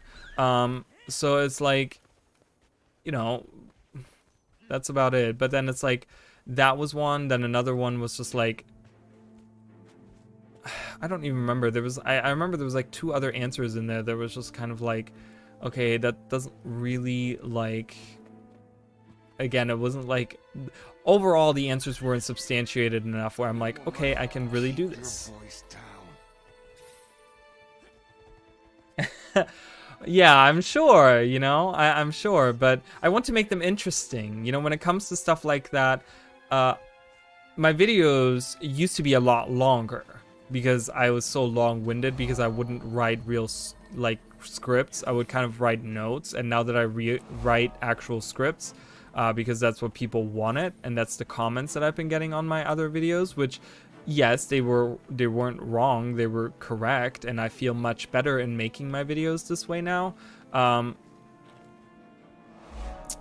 that means that they're a lot shorter too, which, you know, that's not necessarily a bad thing, because I think longer videos just don't get as much view time because people get kind of bored of it. But it also means that I need to have actual, like, a lot of material, because, you know, the tank video is only like 13 minutes long, but it's 4 pages of a script. So it's like, okay, that's a lot of script to write, you know, it's a lot of notes to come up with. So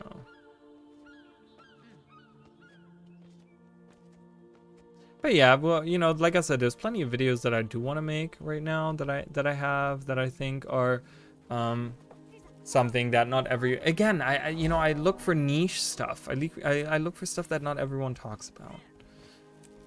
Because God knows, I know that other YouTubers are so much more popular, but I don't want to ride, I don't want to make videos that they make. It just feels, it doesn't feel good to make those same videos. You know, I don't want to watch a video by Muckluck where he, you know, or make a video by Muckluck, make a video like Muckluck where he talks about some kind of subject and, oh no, I have to do the jumping puzzle? Oh my God, I hate this jumping puzzle. All right, here goes. I forgot that there's a vista at the top. There's a vista at the top of the jumping puzzle. Great. Just what I wanted. It's been a long time since I've made this. Am I going in the right direction? Probably not. Oh no, I am. I'm sorry, I'm not a fan of this jumping puzzle at all. Oh wait, you don't have to do the whole jumping puzzle. It's at the beginning. I thought it was at the end. Oh, thank God. No, I don't want to have the courage. Goodbye, we're leaving. Ow, I can't glide. Can't glide, I almost died. Oh, thank God. Saved me. Can I still not glide? Jesus Christ, please let me glide. Look, a little progeny. They're so cute. I love progenies. They're so adorable.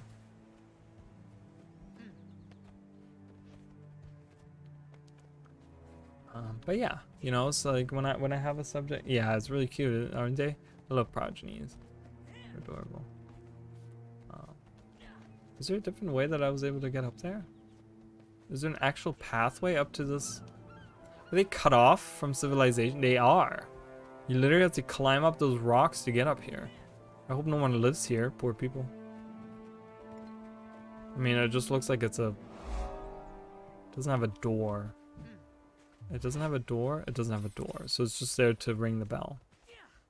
Okay. I suppose that's good then. But yeah, so subjects have to have like some kind of longevity for me to talk about. And I'm excited for the videos that I have coming out. I don't like, you know, like I said, like I started to say, it's like, you know, Muckluck makes, you know, a video, and I don't want to make a video that talks about the same subject, because it's like, okay, one of the biggest Guild Wars 2 YouTubers has already talked about this, and I feel like I'm just riding on his, like, coattail,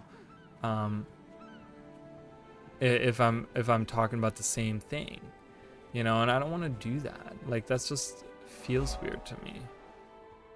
What am I missing? 2 points of interest. One here.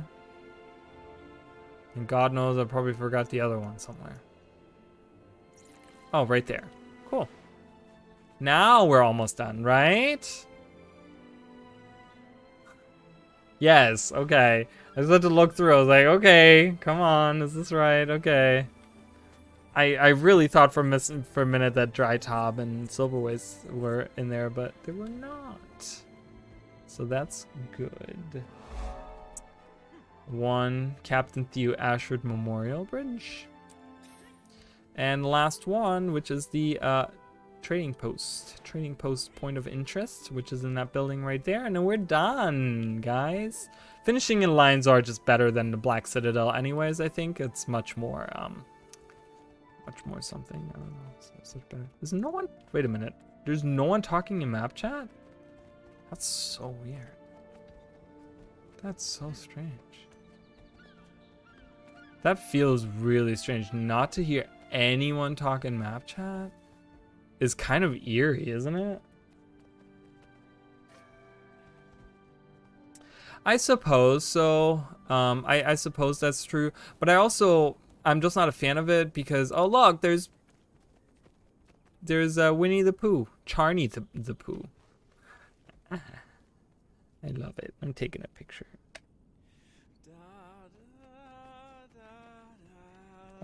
Marcelo is talking. Yay, we finished. I was gonna say, I was waiting for that earlier and that didn't pop up. We finished. Woohoo! I just get those and I still have one in my bank. Yay, we finished. Awesome. And I get a little, oh, I guess, can I not target myself? I guess I can't. Can I target myself? Is that possible? Target oneself? I guess not. I was gonna look for like my little star that I get, but whatever. But you know, yeah, I get that people make, you know, they talk about the same subject, but they make different videos and they have different opinions about certain things, and they might have different reasonings for certain things. The issue that I have with that in principle is that I feel like certain subjects that get talked about to death, and specifically the ones that the big YouTubers talk about, because, you know, I see it on Reddit all the time where there will be like, oh, Mighty Teapot talked about this subject, so I gotta make the same posts over and over and over and over and over again about this. And it's like, there's so many other things to talk about in the game. Like I said, and that's what the channel is all about. That's what my streams are all about. I want people to talk about other things of the game.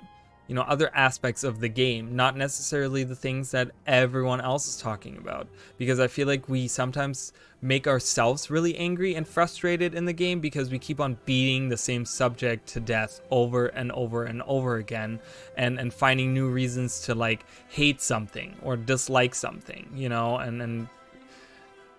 and I feel like that happens a lot with the bigger YouTubers. And I'm not saying that they're stirring up shit. You know, obviously they're trying to sustain their channel, so they got to talk about the interesting things that everyone's talking about right now. You know, and they're the ones that kind of, it's almost like a circle, because they start the discussion with a subject, and then someone else will talk about that subject, and then they will come back to that subject, and it kind of, you know, and then a different person makes a video and they get like, they watch it maybe and they get a new opinion, so then they talk about it some more, you know. And I do that too. I talk about a lot of the same subjects too, but the goal of the channel specifically is the YouTube videos that I make to talk about other things, you know. And I wish people, you know, I feel like I take that upon myself to do that. And that's why I appreciate the smaller channels maybe that make that as well. Like the Crichton Herald has really cool stuff that they talk about on their channel where, you know, a lot of those don't get talked about a lot. And I really, really appreciate that. Thank you. Yes, thank you so much.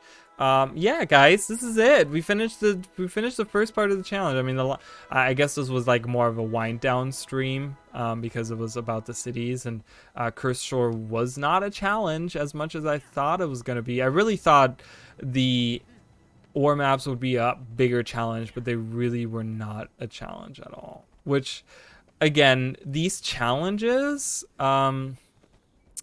to put it in a constructive way, I want to say, showcase how much I think ArenaNet really has some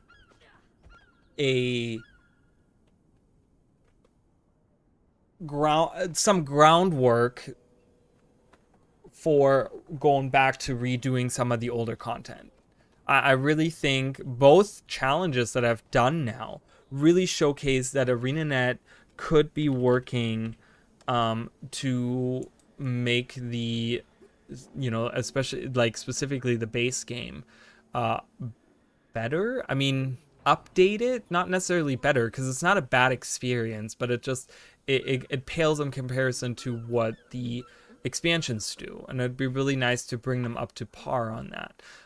You know, update the 1 to 15 maps specifically, and maybe, you know, the training area that we have in Saitung province on Xingji Island, you know, where you learn about the different mechanics, about dodging, about, you know, you can even block, you can learn about break bars, doing combo fields, like those things. I mean, I know we have Claypool here, but you know, that really doesn't teach you anything about modern mechanics now. But you know, really, Trainer's Terrace right here, for example, remake this area, right? We don't have the events with the rabbits anymore, so that is, you know, that would, I mean, this is, there's no reason for this to be here. So maybe take this area and expand upon the Trainer's Terrace and make this whole area the Trainer's Terrace, and really have different areas for all the different things. This would be my area that I would see for the humans. For the Norn, we could easily do, I want to say like down here is really nice, because there's, again, not Boasting Hall and Lorstead. You know, again, they could kind of do it down here as well. Maybe, don't we have like a Brawlers thing somewhere on here? Don't we have something for Hall of Legends? I mean, they could do this as well. I thought we had something where people like brawl with each other. I don't remember. I should build a scarab.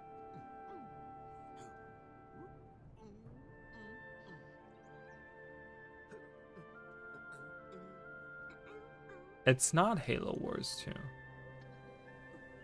Is that what I put up in my description? I hope I didn't. I hope I didn't.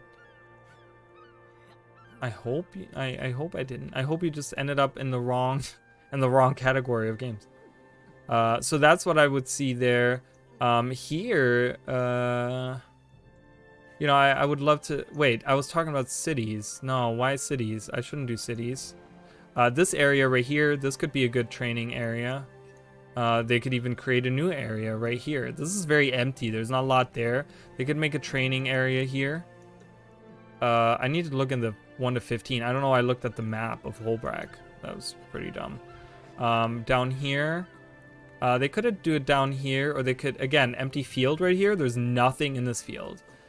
You know, like I said, they don't have to reconstruct the whole maps, but they could add training areas to this, right? talk about different things in the maps there. So we have humans, we have, you know, I figured out for Norn, I figured out some for Char. You know, we always want to be constructive. The village of Astoria does have like some training stuff here when you actually go. There's also some right here. So they could kind of expand on that. Maybe get rid of the event that happens here and utilize that island as well. Maybe make all of that the training area, make that the specific training area, put some in the water maybe. Because you can walk through that water, so it's not like deep water or anything. Again, there's nothing here. There's only a jumping puzzle here anyway, so this whole area really has nothing in it. There's no heart, because the heart takes place here, the heart over there takes place there. So again, like for this whole area, there's only this point of interest in that event. They could put something right there. Training area. And then for the Assyrian characters, there's nothing right here. There's nothing really right here. There's a little bit of the village, so, you know, more like right here. Again, they could kind of put little tents, put little, you know, whatever, make a training area, add a heart to it, you know, I mean, even if they have to change the map completion just by adding a heart to do these things and make them maybe the only repeatable hearts in the maps, I mean, that wouldn't necessarily be a bad thing. I don't think whenever they add hearts, you know, change map completion. For those of us that have it, if we have to go back and do these one time, that wouldn't really fucking matter, you know? I mean, it doesn't really fucking matter. So yeah, that would be my suggestion. You know, because you look at this area, the training area down here isn't too large, and there's a lot of empty space in between too. I mean, it's not this whole area. I mean, there's only like this much that's actually like training stuff. You know, there's like 3-4 platforms, and then they have a mini jumping puzzle one, which I don't think they necessarily need. Like I said, I think the vistas were a great addition to the game that kind of, you know, teach you to be able to jump around, you know, that I don't think they necessarily need that in a training area, because I think the base game does a good enough job of teaching you to jump and train you. They just need to highlight the importance of, you know, they could add a vista to one of those, you know, they could make a training area with a little vista and add a vista to the map completion to kind of highlight, hey, vistas are a thing too, you know. So that would be my idea for ArenaNet, to kind of update some of that stuff, but, you know, also update some of the events specifically. I think events are like the heart and soul of Guild Wars 2. You know, dynamic events are really what... Imagine a Guild Wars 2 without dynamic events. You could throw that in the trash, because that is really what Guild Wars 2 is based on. What really is the like heart and soul of the Guild Wars like feature, like the biggest feature is the dynamic events. Update those, you know, update some of the older ones, some of the older meta events in some of the maps, use some of the new technology that they have created throughout the game. And that's what these runs are all about, these challenge runs, because they demonstrate how simple the base game is, and maybe a little too simple, maybe on a level where I you know, I want to say like it would be nice to update them, you know. So but yeah, that's pretty much it from you guys. We're, you know, it's almost 1 o'clock, so this is my usual runtime, which is super nice. Thank you guys so much for watching. Thank you guys. Emily, as always, big fan. I know Pool 1738 was probably in the wrong category, but still nice seeing you. Higher Fantasy, thank you so much. You know, thank you guys so much for coming. You have a good night as well. And tomorrow, like I said, I might do some Elden Ring tomorrow, do something a little bit different. And next week, well, on Paper Mario on Sunday, guys. Monday, we're going to continue this. We're going to do the expansion. We're going to start End of Dragons, which is going to be super fun. And then Tuesday, I don't know. We'll have to see. We'll see what we're going to do. And eventually we're going to be done with Paper Mario, which means that we're going to do a different game. I don't know what I'm going to do. I have no clue what I'm gonna do for another game, but I want to do some kind of game. Like I said, I have a bunch of games that I haven't touched, so I might touch some of those and we just play through them, you know, do something like that. But thank you guys so much.